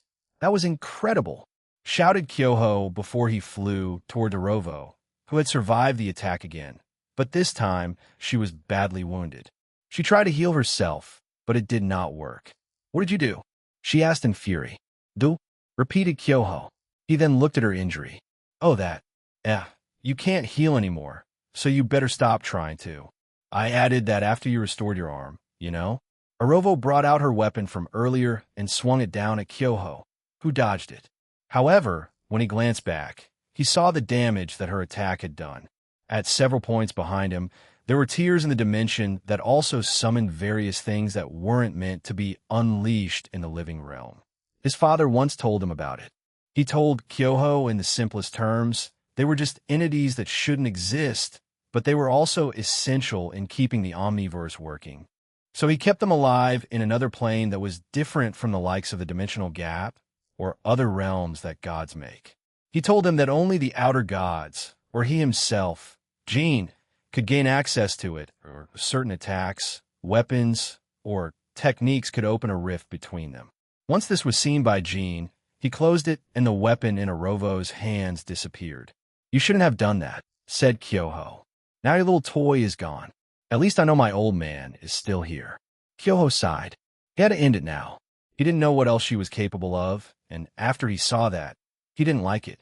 He enjoyed fighting and liked a good struggle, but people that resulted in things like this he didn't like also knew that his dad didn't approve of what she did too. So he wanted to end it himself before he did. Sao Kyoho appeared in front of her and quickly disarmed her, bravado her to the ground. Arovo cringed and backed away, but Kyoho didn't let her run away and pursued her. He attacked her relentlessly, and she managed to deflect and block his attacks a few times. However, that only got her more injured finally. He struck her down, and she was defeated. She couldn't regenerate any of her limbs because of the anti-healing and anti-regeneration that he used. He also had that ability like his mother's. To finish it, Kyoho did a spinning kick, and Arovo slammed into the ground again. But this time she didn't get up. She lay there. Her breathing slowed, and she watched Kyoho from above her. "This world, this multiverse, is cruel. I was only trying to bring peace to it," she said. Kyoho summoned 4 large and powerful cannons from behind his back and aimed it at Arovo. He then fed it his 10k and energy and slowly charged it up. He knew she had lost the will to fight. Her body language and the expression on her face said so. Being treated like that just because I was weak? Having the man I love killed because they thought he was plotting something against me? Everywhere I turned, I only saw sadness and destruction, so I decided to correct it. By bringing your own sadness, pain, and misery to millions of lives? How is that considered peace? Jin asked, suddenly appearing beside his son. You would understand. If this multiverse was united as one and then destroyed, we could start anew. I would create a world where no one suffered like that. A man where the one I cared for was still alive, said Arovo. She then closed her eyes. Peace can be achieved in many ways. Yours is one of them, but the costs are too great, said Jin as he tapped Kyoho on the shoulder. Kyoho squinted his eyes and added, I don't know anything about this complicated stuff, but since you're making people miserable, all I need to do is blast you away. Even if you suffer yourself, it's better not to make others suffer and repeat the cycle. Break it and move forward. I don't have a name for this either, so we'll take notes from Mom. Nia Blaster, shouted Kyoho as his 4 cannons sent a blast of blue and gold streams of energy toward Arovo. The attack obliterated everything below him. Once the attack finished, there was nothing left of Arovo except for a small piece of her cape. A small design of a butterfly was on this piece.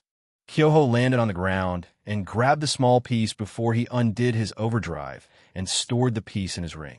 Kyoho Tuju's soliloquy I sighed and walked over to everyone else that was in Uncle Draig's barrier. Once I got there, I also felt Dad arrive. Everyone was looking at him in fascination. Igris and Baru came back after defeating both Titans. However, Dad got rid of them. He didn't plan on adding them to his army. Well, it's unfortunate you couldn't capture Loki, but it's better that he's dealt with, lest he makes more trouble in the future, said Dad. Now, then he turned to look at me. The serious expression on his face disappeared, and I knew what was coming. I tried to run, but he grabbed my arm and stopped me. "Dad, wait," I tried to protest, but he ignored me. He then bear hugged me. I felt the life being squeezed out of me as I struggled from his grasp. "Hugh, it's been a while. How have you been? Did you grow taller? Did you enjoy your trip? How long has it been? Are you eating properly?" He asked rather quickly, leaving me no time to respond. "I'm doing. Tell me." I breathed out, looking at Uncle Drake, my two mothers, and everyone else who looked stunned. I can't blame them. Dad usually only has two faces, his goofy-ass self and his serious self. Most of the time, he's just like this with me or my mothers. The other was the one we saw earlier when fighting that woman. "Partner, I think you're going to kill him if you hug him any tighter," said Uncle Drake. This made him stop, and I felt relief. "Ah, you're right. Ha. Sorry about that," he said, then let go of me, but then he stared at me. I could see that he was scanning me, and then he patted my shoulder. You grew a little bit, and you're healthy." "I'm glad," he said and smiled at me. "Stop, this is embarrassing," I told him and looked away while blushing. He just laughed at me. I hate how affectionate he is when we're in front of other people, but I'm also blessed that he's like this. I know some people out there want to have this kind of privilege. There were a few here already that it was relevant to. "Are you going to ignore us too?" asked Mother Testarossa. Mother Zoria nodded in agreement, and my dad laughed. He went over to them and greeted them warmly. Before he also linked arms with Drake, and they high-fived. Finally, he turned and addressed everyone here. He turned a little serious, and his pupils changed again. "So this is the beginnings of this universe's Team DXD, huh? So young, so full of energy. It's a pleasure to make all your acquaintances. I don't know what Drake or Kyoho told you, but I'm Gene Skyward, or you can call me Aaron if you want." A day had passed since the fight, and Odin learned of Loki's death. He was distraught, but after Uncle Drake told him and showed him of what happened, he understood that it was already a lost cause. Right now, we were staying at a hotel that Dad booked for us. I stayed in my own room, and Uncle Drake stayed in his room. My father and both of my mothers shared another room nearby, and I was happy that everyone had their own comfortable space for the trip. Cincheredo, but we had to go our separate ways so they could rest up. He probably wants to speak to Dad about using the boosted gear. Unless it's something else, then I don't know what he would want. But Rias also looked intrigued by my dad, as did Lavinia Rennie, apparently. Uncle Drake saw it, and it nearly resembled the look Mother Lavinia had for Dad, which worried him a bit. Soon we'll be traveling to Kyoto, and all that trouble will happen. But I'm curious if Issei will achieve his illegal move Triana before the trip or during the trip. Whatever the case may be, Dad looked like he wanted to give him a bit of help and a push in the right direction. So I'm not sure. I suddenly heard a knock on my door, so I got up and opened it. "Joe," it was Uncle Drake. "Want to go out?" "I'm bored just sitting here, and we still have a long time before that meeting starts, especially you since you got to be in school. I can always use a clone, so... But yeah, let's go. I'm bored," I replied, and we left the hotel in Kuo. We walked around Kuo as Uncle Drake told me stories about the strange things my dad, and my mother's got to when they still lived here. We do still have a house there, but it's more for keeping up appearances than actually living there. But in this universe, we don't. I mean, it would be stranger if we did. We eventually arrived at a park, and Uncle Drake stopped. I looked at him, and he was staring somewhere else, so I followed it and found Issei Hayuda there. He seemed to be thinking about something, since his expression was pretty serious. "Hayuda, Issei, what are you doing out here so late?" I asked. That pulled him out of his trance, and he looked up. "Cool. Actually, there's a favor I want to ask," he said seriously. He wasn't joking or being his pervy self, so I nodded. "And what might that be?" He was silent for a bit before he said, "I spoke to Prez about it, and the rest agreed to do it. We only need the Satan's permission, and Prez is talking to Surzex Lucifer Sama about it, but we want to have a rating game with your dad." I looked at Uncle Drake, and he looked back at me. Safe to say, we were stunned by this. Does he know that they don't stand a chance? I was originally going to ask him for a duel, but Prez talked me out of it, so we decided to just have a normal rating game. If it's possible, he added. "Can I know your reasons for it?" I asked him. He nodded and said, after watching Val enter his juggernaut drive and his control over it, the fact that he could fight a god like Loki, but I couldn't. I felt the distance between us grow again. So you want to fight my dad, who's also a Red Dragon Emperor, and hope to find some sort of answer or grow during your fight with him? I asked and he nodded. Well, it's not an awful idea, Issei, but you do understand that you or the current Grimmery peerage won't stand a chance against him, right? That much is obvious, O Drake-san, other Drake. But we still want to fight them. I mean, it's possible, right? This world's Grimmery peerage versus your one, asked Issei. I expected him to say yes, but he just sighed deeply and shook his head. Unfortunately, the King Rias Grimmery and Queen Akino Himejima will be unavailable for this raiding game if my partner accepts, he told him. Why not? He asked, even more confused. I was also confused, so I looked at him to elaborate. Instead of answering Issei, he turned to me and showed an awkward smile. Kyoho, we've been keeping this a secret, but Grafia, Akino, and Rias are 5 months pregnant. You're going to be a big brother, though you already are to Lilith, but still I was stunned, and so was Issei. I stood there unable to process this. Even though I spoke to Mother Zoria about starting a family, with Dad the fact that those 3 were pregnant? What? How did I not notice? Did Dad do something to me, so I wouldn't know? But, rest assured, Hayudu Issei. Partner can just make a new team. The rest of the Grimmery peerage should be available, or he can make an entirely new team. Go tell that to your master and king, so you can discuss what you want. Tell us during lunch today, he told him. I see. We'll go inform them then. He shouted before running off. I sighed and walked over to a bench before sitting down on it. I already had Lilith and Eulalia, and now they'll have 3 other siblings. Do we know the genders? I asked. Nope. They're keeping it a secret, so you may have a little sister, brother, or both. Heck, who knows? One or all of them may have twins. Please, that sounds horrifying. Don't, I told him, and he just laughed. It'll be fine, Kyoho. You've been a fine, albeit overprotective like your father, big brother to Lilith and Eulalia so far, said Uncle Drake.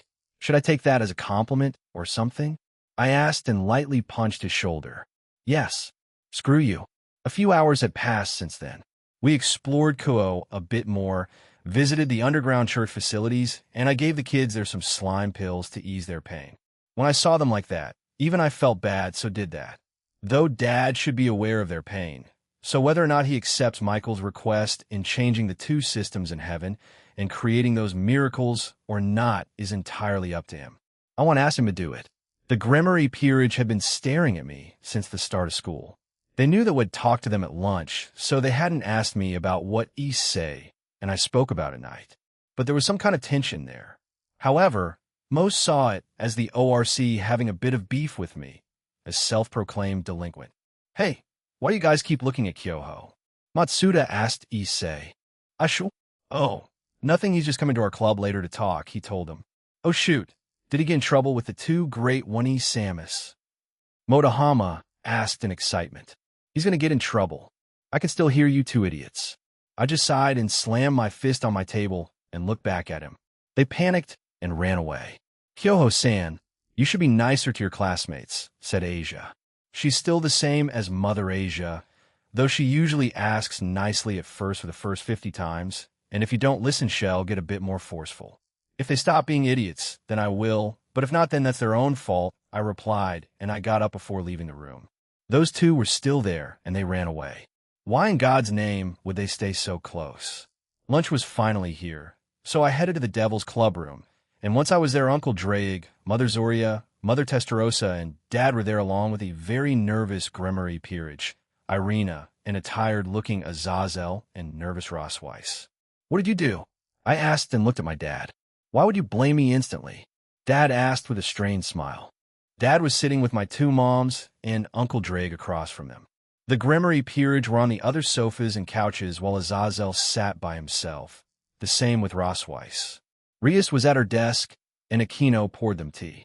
Dad took a sip and said, just like I remember, before he looked at the tea, the room, and at Akino. The younger Akino blushed and scurried away, and Issei had a complicated look on his face. So, What did you want to ask me? Hi to Issei Cohen. Dad asked him. Issei immediately straightened up and became more nervous than usual. I am well. You see, why is he having trouble now? Is Dad that intimidating? When I look at him now, he still had his semi-serious face on. So he shouldn't be this nervous. He or the Grimmery Peerage want to have a rating game with you, I told him. Uncle Drake and I came across him last night, and he told us. He set his tea down, nodded, and closed his eyes. A rating game? Huh? He repeated. He opened his eyes and stared at Issei. Now his pupils had changed. A calm smile spread across his face. Dad stayed silent for a minute before he said, I will need to contact some of my wives and friends. But I assume the Satans approved of this? He asked Rias. We, the fallen angels, devils, and some chief gods are all in for this. We want to show the power of another red dragon emperor of another world to the current supernatural. Maybe the Cows Brigade might be intimidated by you or something. So it's going to be broadcasted everywhere, said Azazel. You already got all their approvals, huh? I wonder if the older devils were intimidated by those gods. Most of them are just ultimate class after all. They're nothing too powerful. Dad smiled and looked at Azazel. Even he moved his body back a bit. If that's the case, then give me a few days.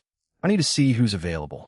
I'd like to mention the Rias and Aquino that are married to me, as well as Graphia are pregnant, so they can't participate, so you'll need to find a different queen. I will act as king for it. Is that fine with all of you? He asked. We are fine with that. But what do you mean the rest? You mentioned it to ISE last night, asked Rias.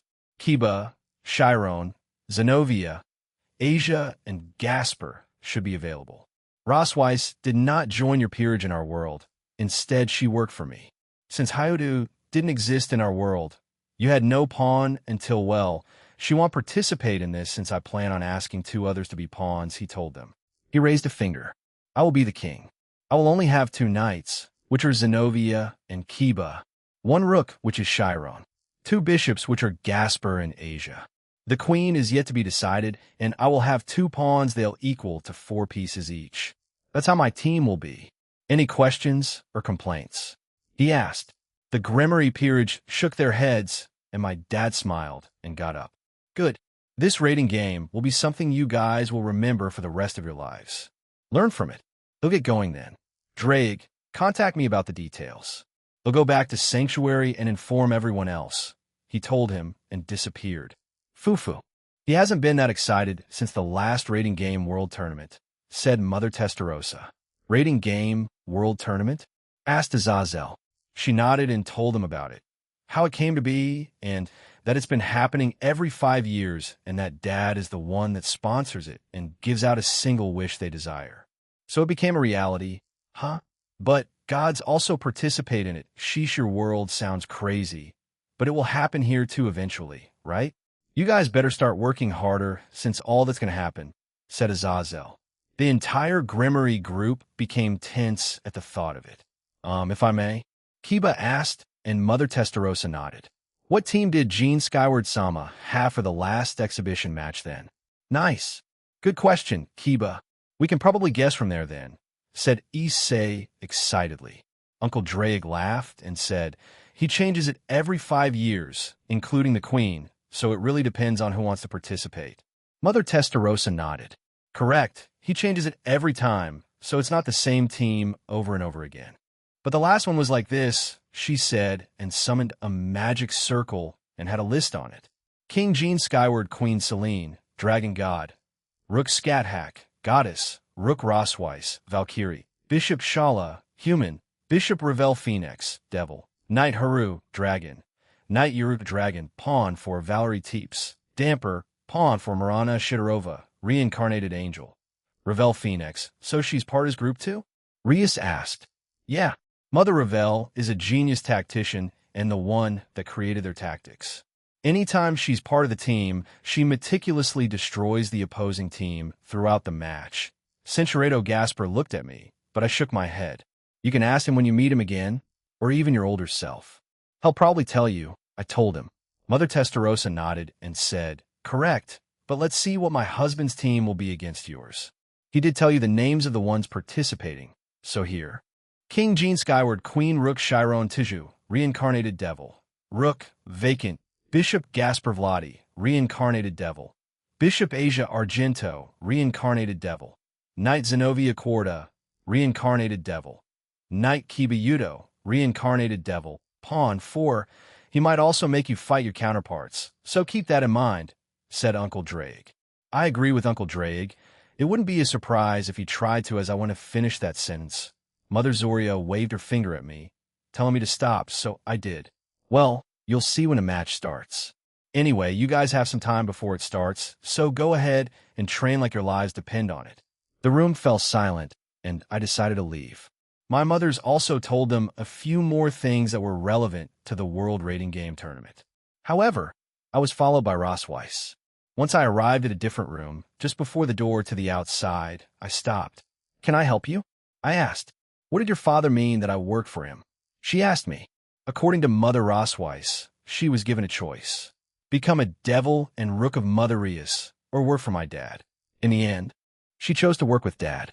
He owns various businesses across our world, including both in the human and supernatural realms. He also spread those into different universes. You are one of many secretaries he has, but you were the first one, along with Mother Reiko and Mother Latia and various others. She accompanied him to meetings in the human world. After the success of his restaurant, he expanded and became one of the richest men in the world. Though he never cared about that since he could just make money appear anytime he wanted. His goal was apparently to give everyone jobs and let them have a livable life, so most would earn 200k to 300k a year. The ones with basic jobs like security guards, cleaners, and cooks earn 150k a year. He's generous to say the least. Nothing was below 120k. That's just how Dad operated. So he was well liked by the people and hated by other businesses. But he had eyes and ears everywhere, so any plans to try to bring hate to the business was just met with the same thing back. Head air out their dirty laundry to the world, since he had shadow soldiers in their shadows. Head just record those via the shadow soldiers, and bam, he exposed them. Anyway, if you're thinking that she fell for the money he made, not really. She had various reasons for it. So maybe he'll bring Mother Rose too? Who knows? But you can ask him when he comes back.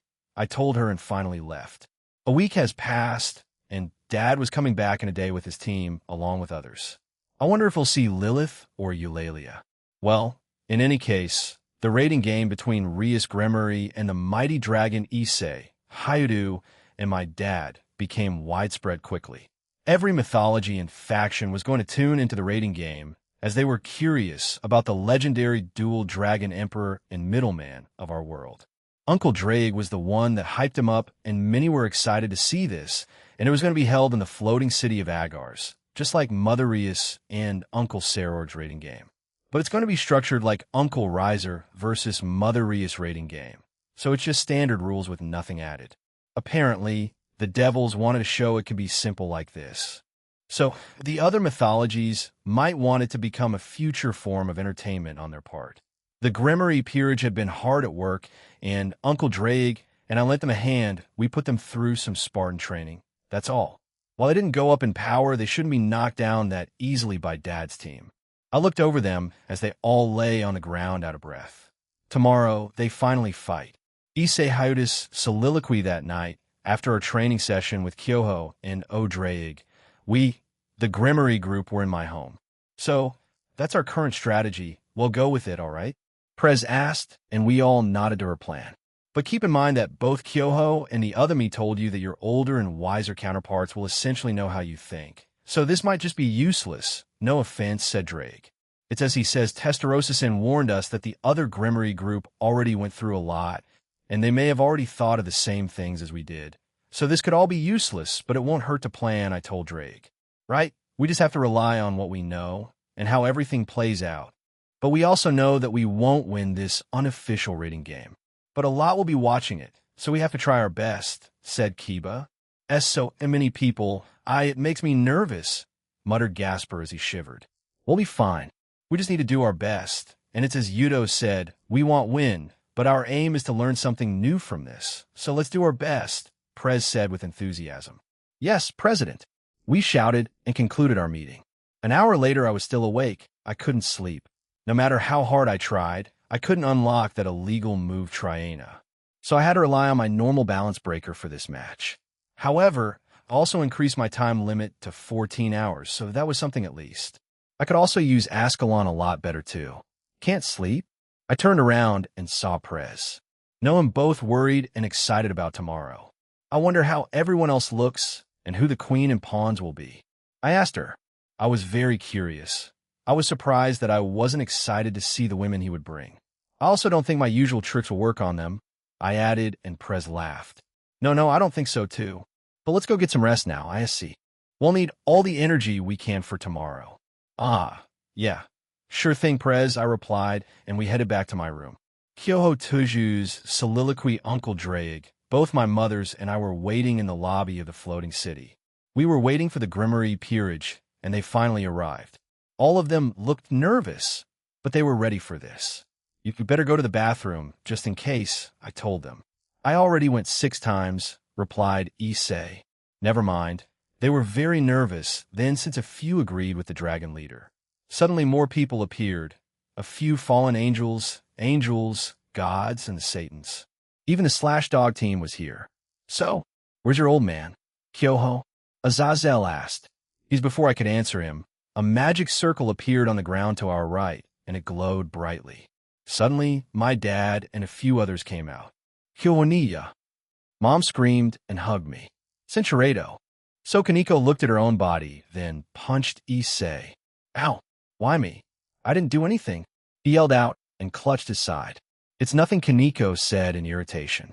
The others who came were Uncle Kiba, Uncle Gasper, Mother Zenobia, Mother Asia, Mother Lavinia, Mother Rias, Mother Aquino, Mother Graphia, Mother Fusey, Mother Ophis, God Serena, and both my sisters, Lilith and Eulalia. Sorry if we're late. We had some trouble finding Kiba. Anyway, shall we go to our bases? Dad asked.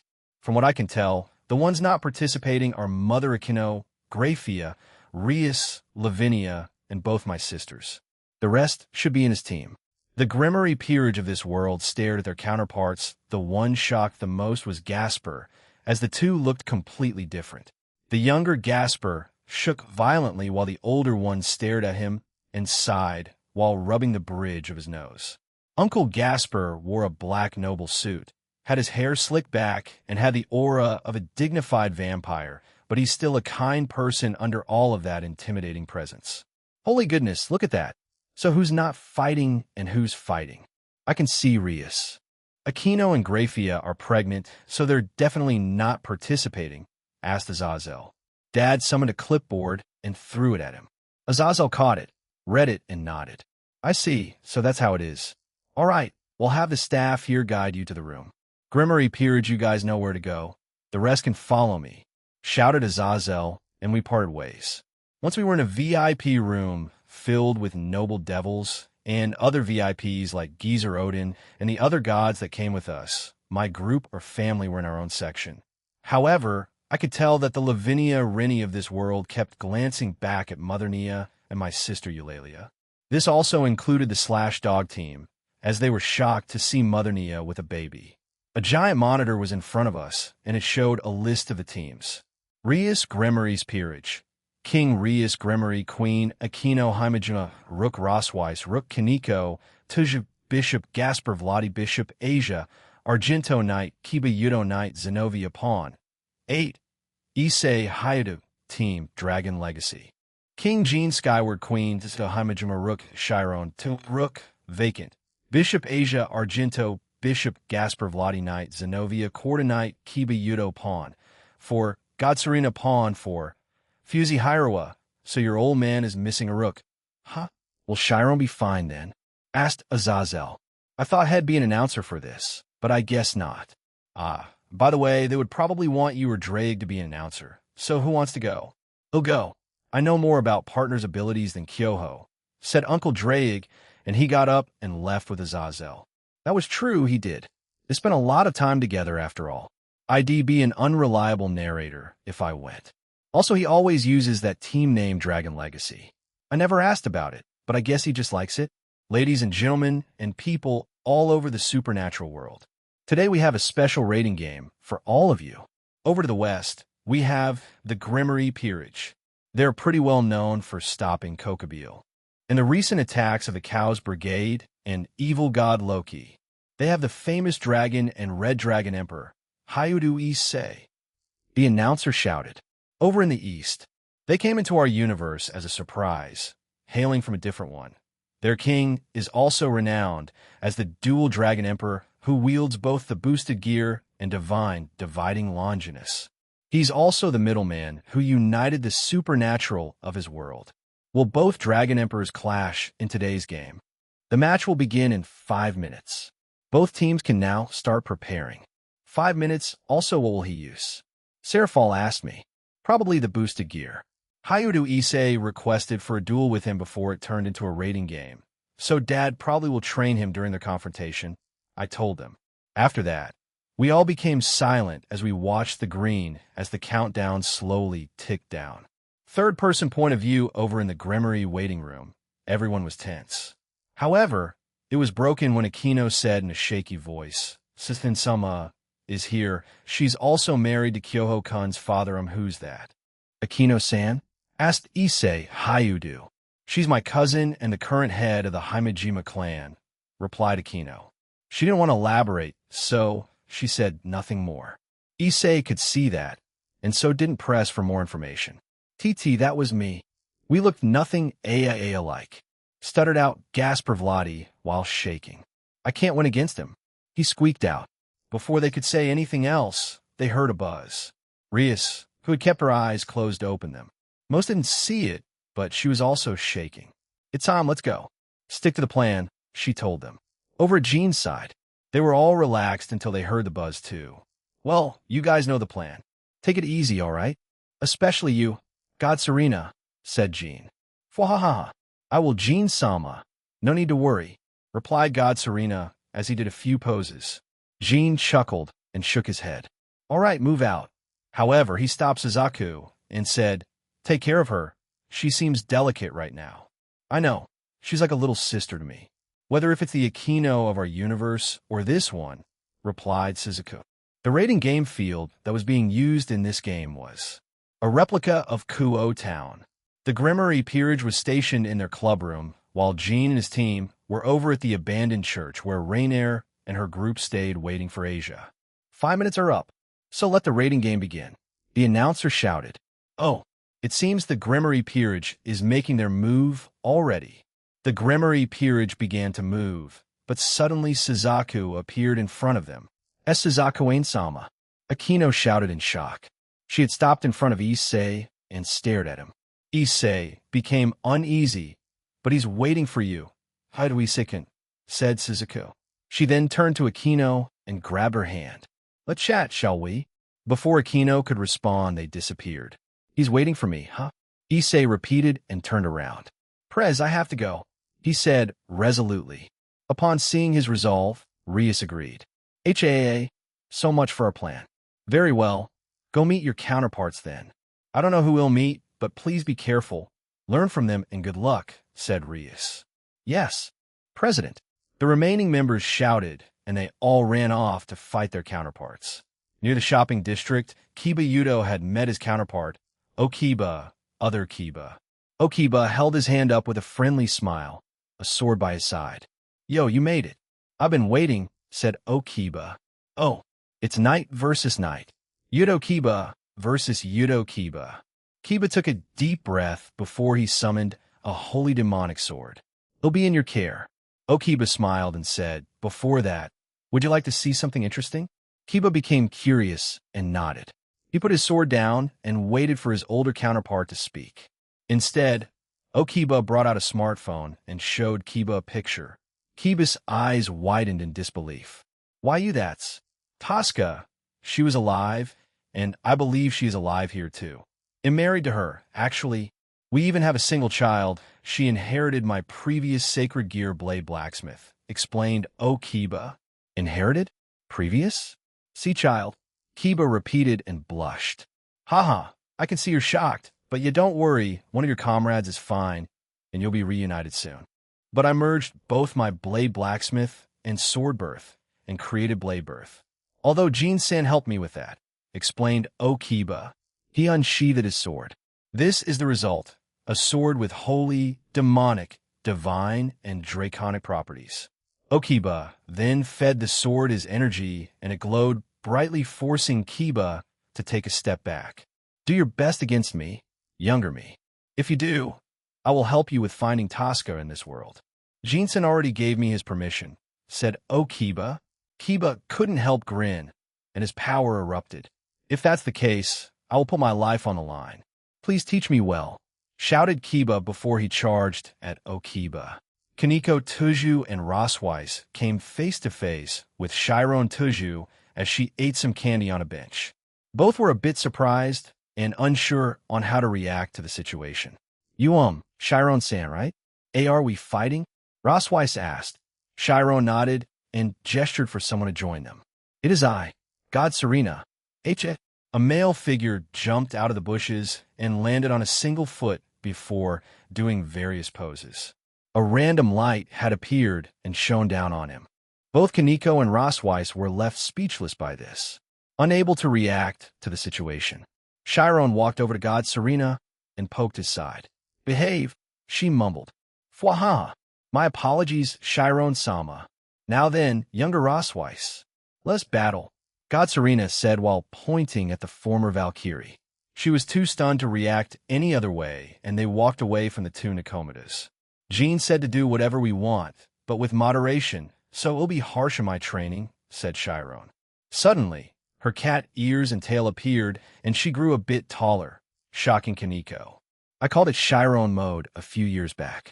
It utilizes my Nikomata powers and would force you to use them. And also, forgive Ne-sama, the situation is a lot more complicated. I already know. I found out a month ago, and Ne-sama was removed as a stray devil, said Kaneko. But I'm still not comfortable using that power. But Kaneko's body also transformed, revealing her cat ears and two tails. She stared at Chiron, who smirked at her. Well, I guess we're just fighting then. It'll help you master your 2-ki and powers in this short time frame, said Chiron as she put away her candy. Suddenly, several dragons of different colors flew into the air.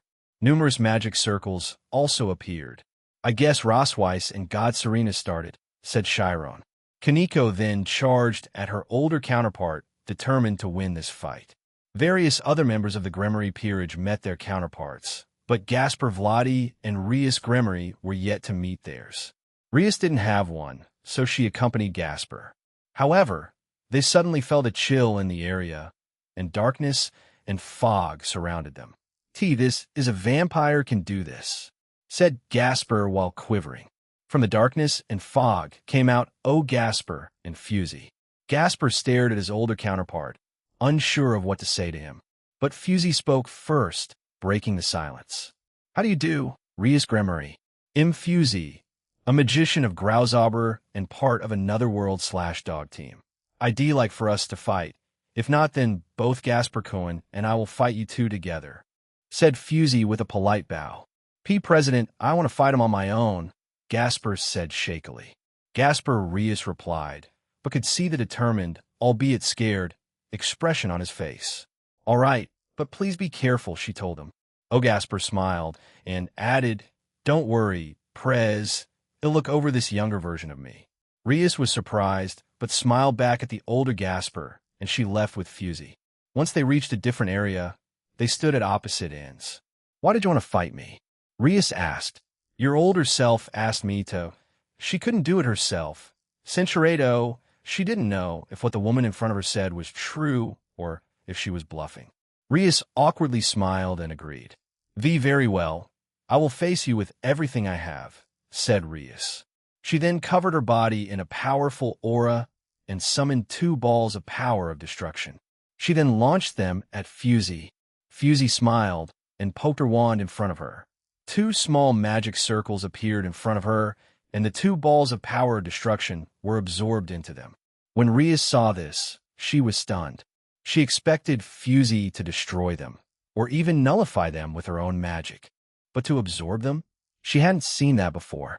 I will repeat Jean's words to Rias when they were younger And when he trained the Grimmery Peerage, Fusey said, and smiled at Rias, who looked at her with hesitance. Issei Haidu walked over to a spot. That spot was specifically had dragon aura pulsing so that both him and Drake could feel it. Yeah, we're close, partner. He's definitely there, said Drake. So he's waiting there, huh? All right, let's go, shouted Issei and ran toward the spot. When he arrived there, it was a spot he hadn't been in before, nor did it look like it was part of Kuo, but he decided to brush it off. In the middle of this area was Jean. He stood there with his arms crossed and his eyes closed. However, once he felt Issei approaching him, he opened his eyes and stared at the young Dragon Emperor. He smiled at Issei and nodded at him. Hi to Issei. I'm glad you could make it, said Jean. Ugh, it's Red Dragon Emperor versus Red Dragon Emperor. Issei Hyudu versus Jean Skyward. Many have been waiting to see this. The announcer shouted. Your countdown has already reached 0, right? He asked. He knew about that. Issei said in a panic. We have to assume he knows everything about us. So just go into our balance breaker, shouted Drake. Issei had trained to attain his balance breaker. However, he still had a timer. It used to be 8 minutes, but now he knocked it down to a mere 30 seconds before he could use his balance breaker. Kyoho and the other Drake beat it out of him. He'll be in your care then. Drake, let's go. Boost to gear. Balance break, shouted Issei. The red gauntlet appeared on his left arm, and then he started to enter his red armor. Welsh Dragon, balance breaker. Boost to gear, scale mail. Here I go, shouted Issei. Jet, shouted his armor, and he was blasted forward by boosters from behind him. Aaron smiled and waited for Issei to reach him. Issei Hyudus soliloquy, I sent it straight toward his face. But he did minimal movement and dodged my punch. I followed it up by kicking him on the side, but he also jumped over it and stood on my leg that I used to kick him. This guy, is he making fun of me? I asked myself. No, it seems like he's seeing what you can and can't do, partner. In other words, he's observing you and seeing what you're capable of. Huh, why? To see if you're worthy enough for him to use his own boosted gear, though. That's just my speculation, explained Drake. I gritted my teeth. It's just speculation, but if it's true, then what's the point? I wanted to fight him when he was using his boosted gear too. I kept up my assault on him as he avoided everything I threw at him. I stopped and backed away. With a hint of frustration in my voice, I asked, why aren't you using your boosted gear? Are you looking down on me? The man in front of me, Kyoho's father, Jean Skyward, seemed surprised, and he chuckled. No, I'm not. Your Drake probably told you something like that. Well, I'm just testing the waters and seeing what you're capable of. Sorry if it came off like that, Haidu Issei. He sighed and held his right arm up. Very well. Let's join them, Drake. His right arm shone for a second before a black gauntlet appeared on it. It had small blue and white accents and had yellow lightning streaks on it. That thing looked nothing like my boosted gear. What the heck is that? Why does his boosted gear look like that? Also, how can you be in 2 places at once? Drake-san, the announcer asked. I am but a mere clone. The real me is with Jean in his boosted gear, but I'm glad that you mistook me for the real thing. Haha, replied the other Drake. Wait, so the one with the announcer is a clone. Balance break, he muttered, and the surrounding area erupted with a bright pillar of silver light. Welsh Dragon, balance breaker. What we saw after he entered his scale mail was a mainly black armor with the same accents and lightning streaks. His balance breaker and armor were also completely different from mine. Drake-san, what can you tell us about this then? The announcer asked. Jean has upgraded and evolved the boosted gear, meaning it has a different look and functions slightly differently from the one wielded by Haidu Issei. Jean's boosted gear quadruples his strength every 5 seconds, instead of the double every 10 like Issei's. Explained Drake's clone. Quadruple. 5 seconds. Isn't that a bit unfair? I asked and pointed at him. Well, I guess so, but that's beside the point. I'm in my balance breaker now, Haidu Issei. Shall we start? He asked. Yeah, let's go. I shouted and used Jet to close the distance between us. He didn't look like he was going to avoid my attack, so I brought my arm back and threw it forward. He did the same thing, and our fists collided. For For some reason, all I saw was the sky of this dimension, and then my entire body hurt. What just happened? Oi, partner, are you okay? Drake asked. What happened? I asked and got up. When I looked up, I saw that Jean-san was standing there waiting for me, but when I glanced around us, the surrounding area had been blown away. When both of your fists met, you were immediately blown away, the same with the surrounding area. I thought you had died. Don't scare me like that. Drake shouted at me.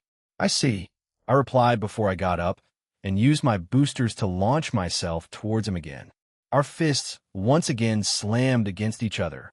I gritted my teeth since I felt my entire arm become numb. What power! Centurado. It felt very warm and welcoming. I don't know what this was, but it only intensified each time my fists connected with the man in front of me. It was clear he was stronger than me, that he overpowered me. As I kept on sending punches his way, I could feel powerful explosions and attacks happening all around the dimension that we were in.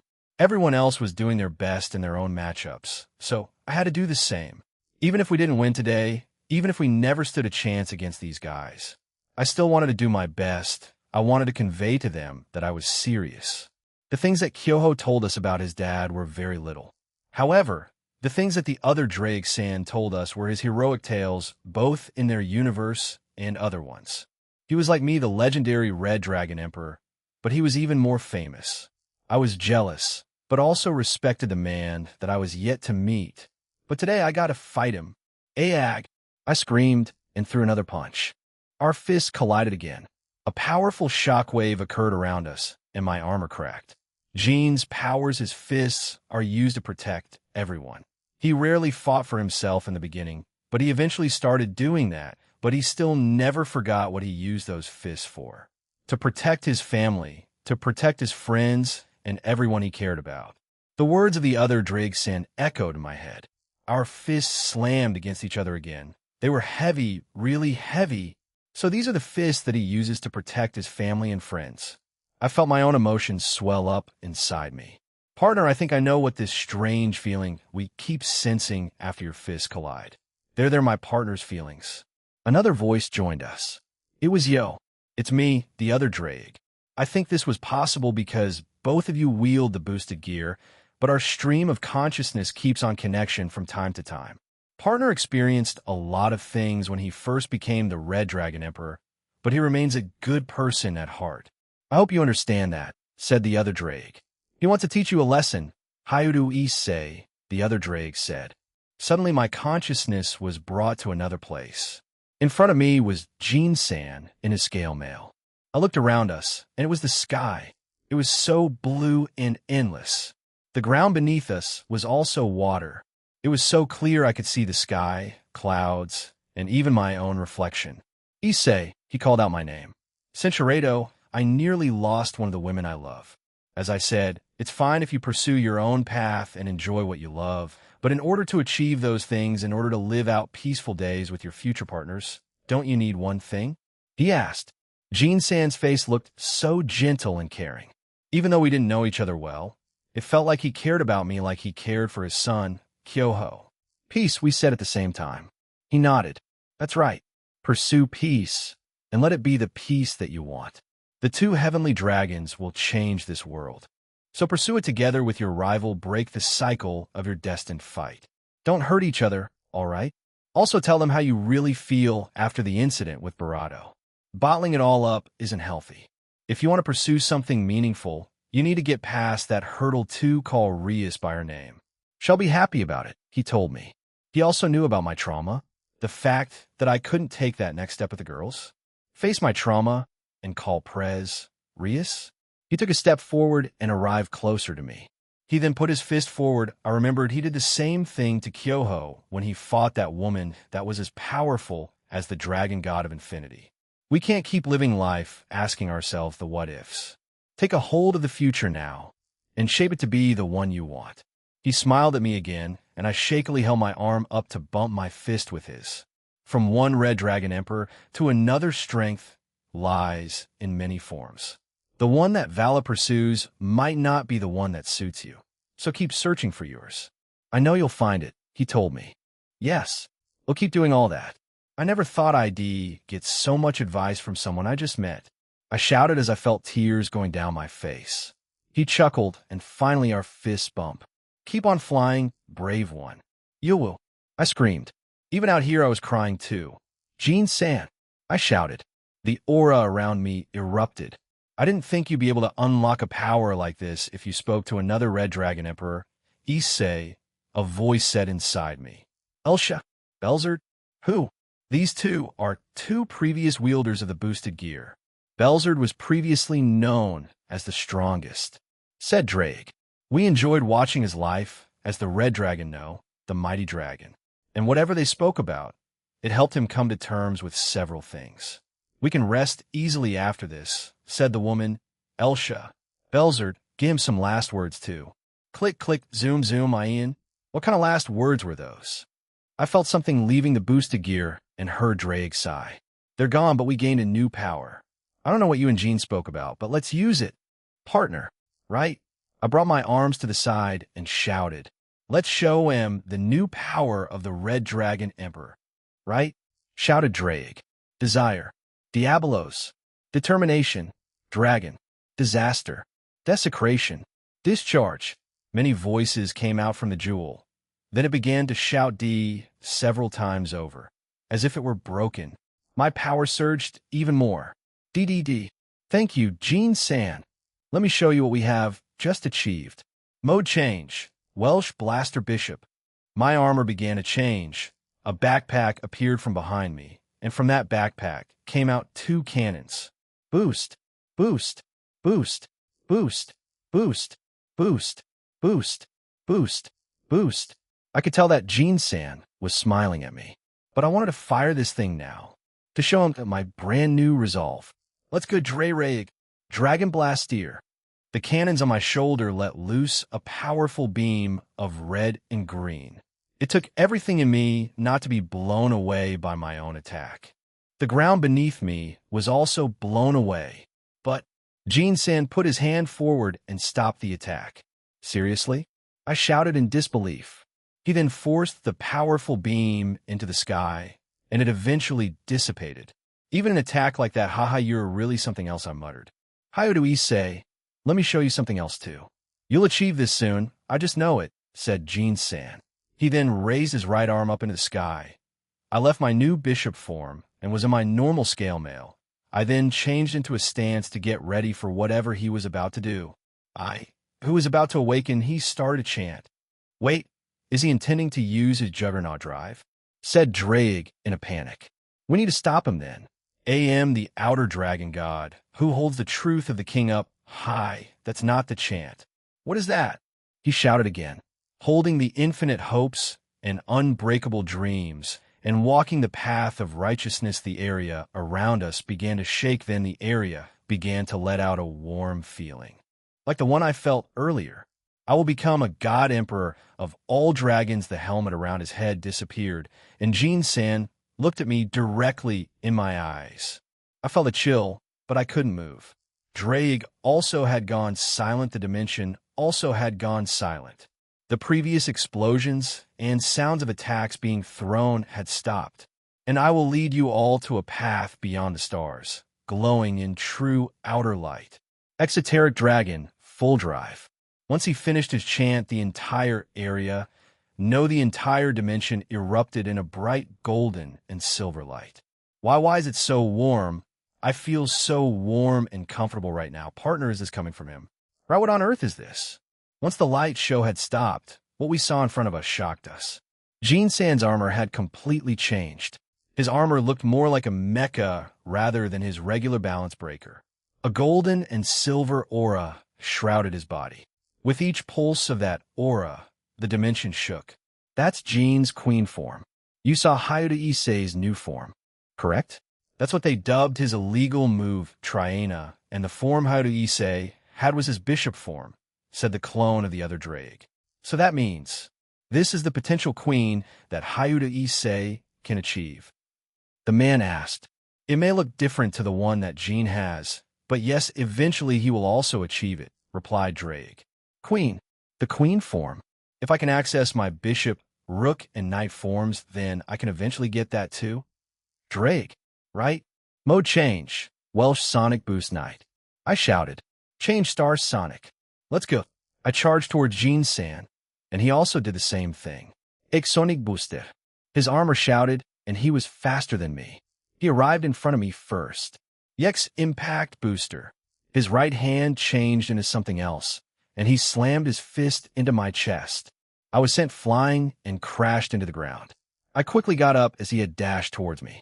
I felt my body had become weaker and my stamina decrease even further. But I wanted to keep going. Mode change. Welsh Draconic Rook. I stuttered out, and my armor changed again. Change Solid Impact. Again.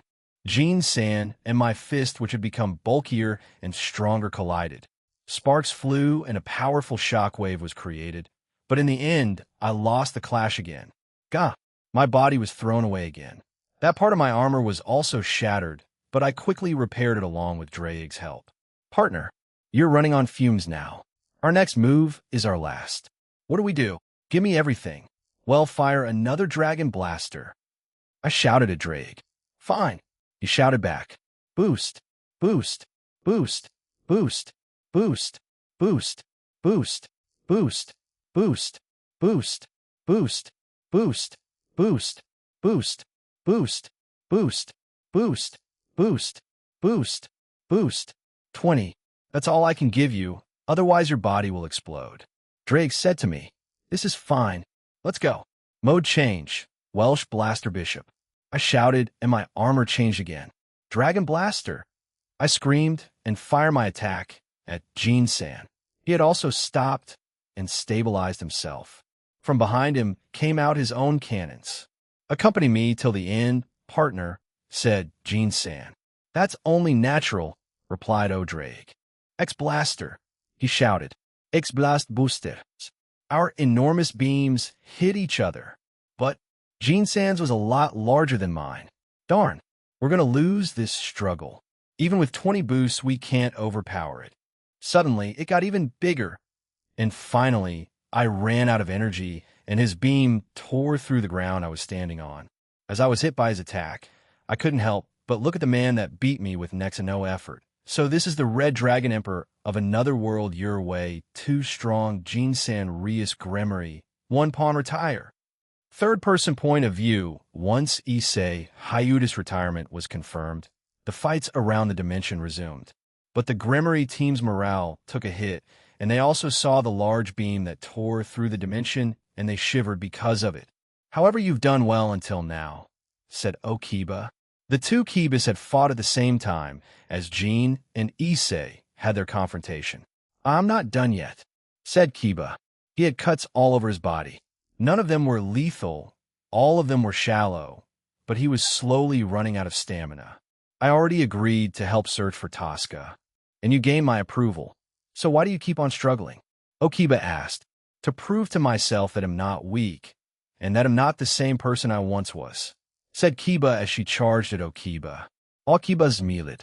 Yeah, I expected something like that. You can rest now, he said, and tens of thousands of swords suddenly appeared from beneath Kiba, and they all stabbed him. We'll see each other soon. Kiba closed his eyes and faded away. Rius Gremory, 1 night retire. I'm sorry, I don't like violence, but it's a raiding game, so Asia uppercut her younger self as she flew into the sky. Once I was done, Asia began to fade away. Rius Gremory, 1 bishop retire. Asia and Asia have mostly been speaking to one another. It was mainly about the possible future, their sacred gear, and the men they loved. Once they were done, they fought, and Asia was overpowered easily. In another place, 2 blue-haired devils clashed. Zenobia hadn't taken her younger self seriously, and the younger Zenobia was frustrated because of this. I will repeat once again, Durandal is destruction, said Zenobia. You keep repeating that. But I don't understand. Im stupid, shouted Zenobia. Og Zenobia deeply sighed in frustration. I knew I was dumb when I was younger, but was it this bad? She asked herself. Let's end this. If you don't understand now, then you'll need time to figure it out. I think I failed in conveying this, said Zenobia. She disappeared from Zenovia's sight and appeared below her. She followed this action up with an uppercut, which sent Zenobia upwards. Zenobia was temporarily stunned as Zenovia's punch hit her chin. Zenobia summoned Excalibur, shocking the spectators. She put the two holy swords together that formed an X shape, and their holy auras increased even further. Cross crisis, she muttered and launched her X-shaped attack at Zenobia. Her younger self had finally recovered and attempted to block the attack, but it was no use as she was overpowered in the end and was eliminated. Rias Gremory one night retire. Excalibur was restored. Irina shouted in shock. Yeah, Dad helped though. Anyway, if Mother Zenobia merged both, she would call it EX Durandal, and it could use all the abilities of Excalibur on top of Durandal's normal abilities, explained Kyoho. That sounds powerful, so why did she, separate them? Asked Irina. Mother Zenobia said it. Durandal is already powerful by itself. So, is Excalibur. Why combine the two?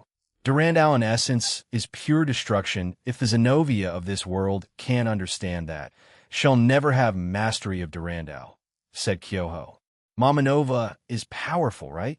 Lavinia asked her baby. Eulalia giggled in response to her mother. However, the Lavinia of this world turned to stare at the pair in wonder. Lavinia saw this and smiled at her. Baby Eulalia also stretched her small hand at Lavinia Rennie.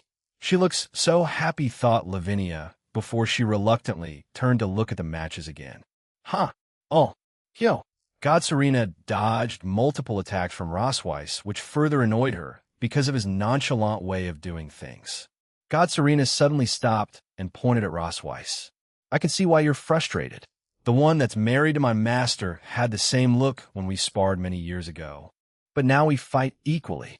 So, I know how you think and what kind of moves you will attempt. Rosweiss was stunned by this sudden revelation. She didn't think that this man in front of her had fought another version of herself. You have yet to fully master and refine your magic, former Valkyrie. Why is that? Why are you hesitant? Does something trouble you? What do you fight for? Who do you fight for? God Serena asked her various questions, leaving her confused. He smiled. Well, these are questions you can find the answers to slowly, but for now rest.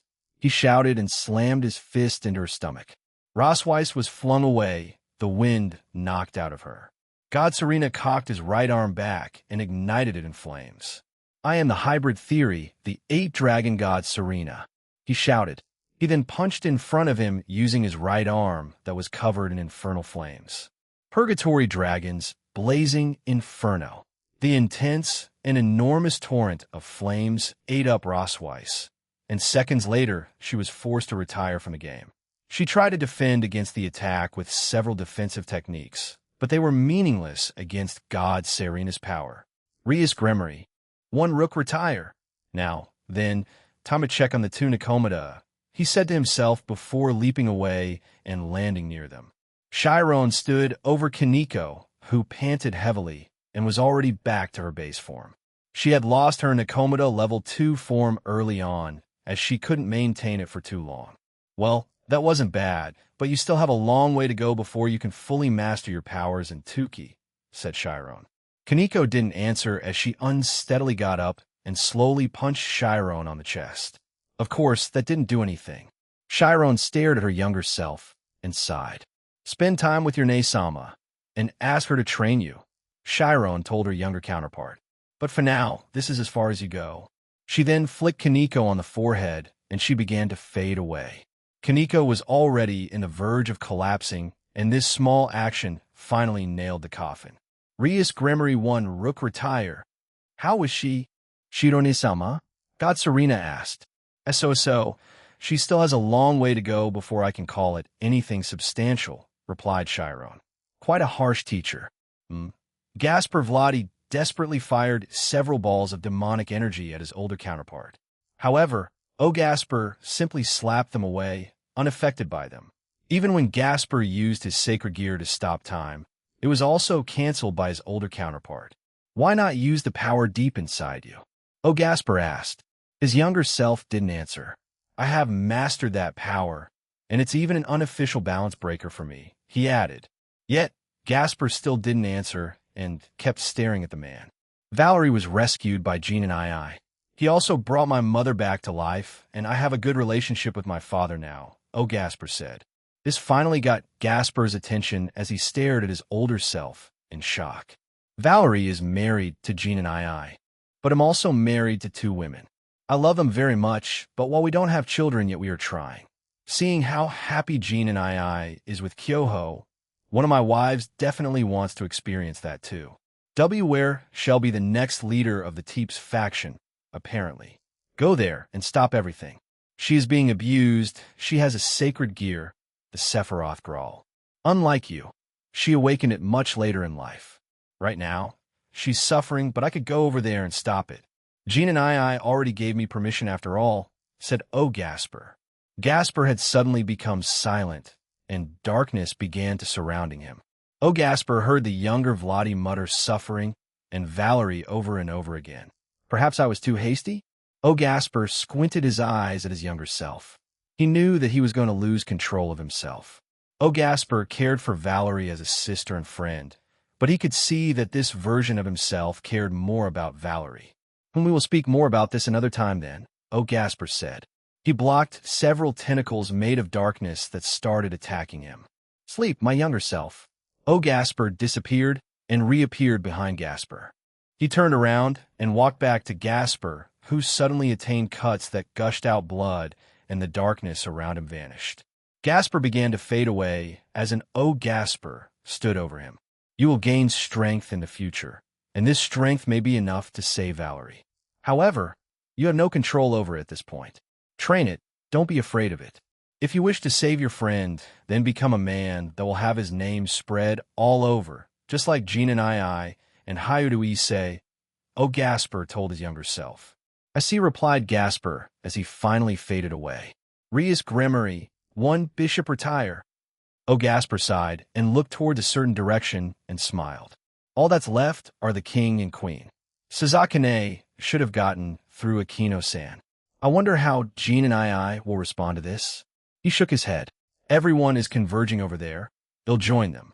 Rias Gremory panted as she had struggled to fight against the pawn, Fusey Hirawa. Every attempt she made against the human was useless. Her power of destruction was not only absorbed, it was broken, negated, and even reflected back at her by the use of magic. Rias had never seen such a talented magician in her life before. She even wondered if the woman she was fighting with was capable of doing the same thing to her older brother. Rias knew she wasn't that powerful. She also knew her mastery of her power of destruction wasn't near her brother's level, or even her mother's, so she began using magic too. But that too was useless as Fusey Hirawa simply negated them. She explained that she saw the legendary Vasco Strata use it once and began practicing it with the help of her husband, Jean. The 2 silent standoff was suddenly interrupted when Akino Himejima, Ria's queen, came crashing down. Akino! Ria shouted and ran over to her queen. What happened? Akino cried silent tears, but Rias also saw her wings, and it shocked her. One side was a devil's bat wing, and the other the jet-black feathers of a fallen angel. Suzaku-sama was mean, but I also understood why she had to be. She also promised me something, but I don't know if she was being serious, said Akino. Rias was confused, but still helped her queen up. As they prepared to face Fusey and even Suzaku Himejima as she landed beside her teammate, the rest of Team Dragon Legacy also appeared in front of them. We're outnumbered, said Rias grimly. That, you are, said Jean as he also landed in his queen form. Both Rias and Akino stared at him in amazement. So, how do you want to end this game? Rias Gremory asked Jean. I'm in the VIP room where Kyoho, Azazel, and the rest were staying. The door behind them suddenly slammed open. All of them turned around and saw the rest of the Gremory peerage. They all looked okay, healthy even. You took the slime pills I had ready for you guys? Kyoho asked and they nodded. Slime pills? Asked Seraphal. Kyoho explained, and they were surprised, and many became interested in the pill. A pill more potent than Phoenix Tears was something to be interested about. What's happening? Asked Issei. The final confrontation, said Kyoho. Depending on how Rias answers this, can end in a few ways, but Dad probably wants to show you one more thing. That's what my gut is telling me. Issei looked at Kyoho, then back at the screen. I won't surrender yet. As a king, I don't want to go down without a fight. This may sound immature or even childish, but I'm still a teenager, so I'm allowed a bit of that, right? Rias asked as she stood firm with Akino, her queen. Jean smiled. At least your determination is the same as that of the Rias I'm married to. All right, let me show you something else, something more than what I'm using. Everyone on his team stepped back. Rias and Akino got ready, and Jean jumped back. He then put his hand over his heart, and then looked at a certain direction and smiled. He's using that, huh? Said Kyoho. He's looking at the cameras, right? Asked Natsu Managawa. He's looking at Issei Hayudu, replied Kyoho. And me? Issei pointed at himself, and Kyoho nodded. Just keep watching. After those words, they all fell silent again. The occasional giggle from baby Eulalia was heard around the room. The outer dragon god dwelling within me. Awaken from your dominance, Jean's entire body was shrouded in numerous different colored auras, and the entire universe began to tremble. Another chant? Asked Rias. She tried to take a step forward, do anything, but her body wouldn't move. Akino was also the same. She lost control of her own body, and she was rooted to the spot. The crimson heavenly dragon I possess within me. Rise up to become a king, and Roar Ophis' voice chanted the next line. At the same time, the gems all over his body unleashed jet black auras. The jet black god of infinity, a jet black aura, and the various others began to merge with Jean's body and armor. The glorious god of dreams, Irene, set her line, and certain parts of Jean's armor began to turn gold. Watch over the true forbidden existence we shall become that transcends the boundaries. The rest of his armor started to change color to a jet black, and the gems around his body flashed, then turned crimson red. All three voices recited the last line together. Thou shalt dance within our perfected radiant inferno. What is Thias? The announcer shouted. Everyone else that watched this rating game felt dread and a chill. The gods who watched this were horrified by the potential that the boosted gear had. A few more combat-oriented gods were curious and also excited by this. The factions of the Cows Brigade were fascinated but also felt dread. A single thought crossed all their minds. The Red Dragon Emperor of their universe may be capable of this in the future should they let him live, or kill him now. If they did, they would essentially start a war against the three great powers. DD. DDDD. DDDDDD. DDDDDDD. DDDDDDD. DDDDDDD.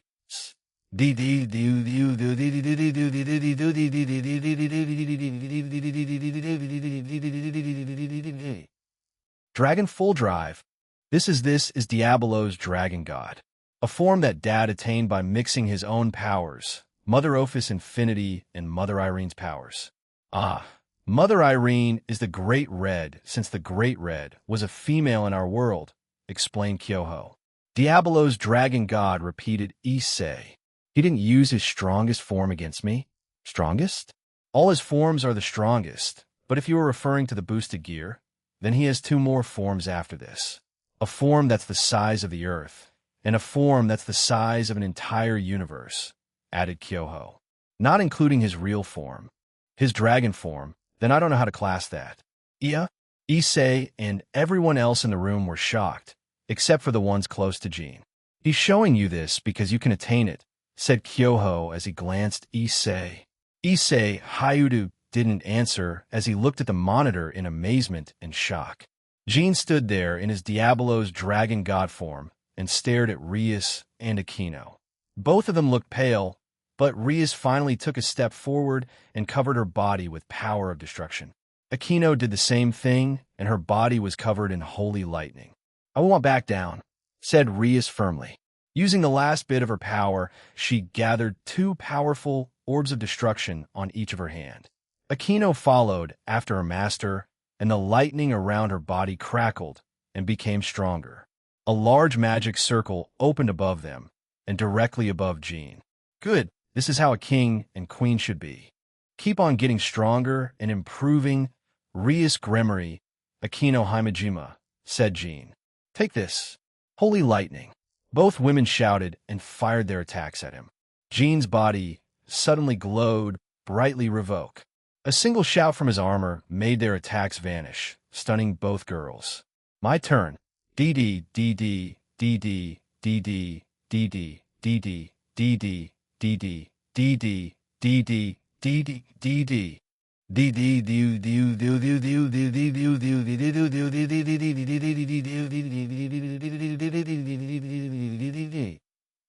For cannons appeared around Jean's body, 2 above his shoulders and 2 underneath his armpits, near his hips. All 4 cannons quickly charged up their attacks. Aquino and Rias tried to escape, but they couldn't. When they both looked at their legs, they saw darkness had taken a hold of them. I'm sorry, Rias-ne-chan, Aquino-san, I can't let you get away, said O. Gasper. Both of them were shocked. Rias was more shocked at what O. Gasper called her than at what he did. Checkmate, said Jean. Blaster, a bombardment of crimson, gold, blue, silver, and black stream of energy left all cannons. The beam was around 1,000 times larger than the attack that shot out of Jean's ex-blaster against his fight with Issei earlier. The attack devoured both the king and queen of the peerage. Both Aquino and Rias didn't make a sound as they accepted their fate. It was the opposite, as both smiled as they were eliminated. Both king and queen of Rias Gremory's peerage retire. Winner, Jean Skyward of Dragon Legacy. The announcer shouted. However, there were no cheers from anyone, as everyone watching saw the destruction left after Jean's blaster. Nothing was left, just a giant, gaping hole where the replica of Kuo Town once stood. No matter how hard the dimension tried to repair it, I simply couldn't. Unease, fear, and a bit of respect were all directed at Jean and his team. The existence of a god that controls everything, their lives, power, and even fate itself, it made many uneasy. They were unsure of the thoughts of the god that called himself the Dual Dragon Emperor. But one thing did cross all their minds: to not anger him. Kyoho Tuju's soliloquy. The match ended around 10 minutes ago. Dad and everyone on his team hadn't shown up yet, but everyone was shaken up by the attack he unleashed on Rias and Aquino. However, what they didn't know was that he held back on that attack. Otherwise, those two would have died eventually. Rias and Aquino came into the room first. The noble devils had left earlier. They were muttering something about offering him items, or even their daughters to him. Dad has no interest in that, like holy Barato people. Dad and the rest followed after the king and queen of the Gremory peerage. That was quite a show you gave us, Jean, said Azazel. So about Cosmic Gear's dad's side, and shook his head. It would be better if you focused on your artificial sacred gear research first. If you perfect it, then I'll think about it, replied Dad. Dad then turned his attention to Mother Nia and Eulalia. How's my adorable little girl? He asked in an almost childlike voice. Dad then played with Eulalia, and she giggled back at him.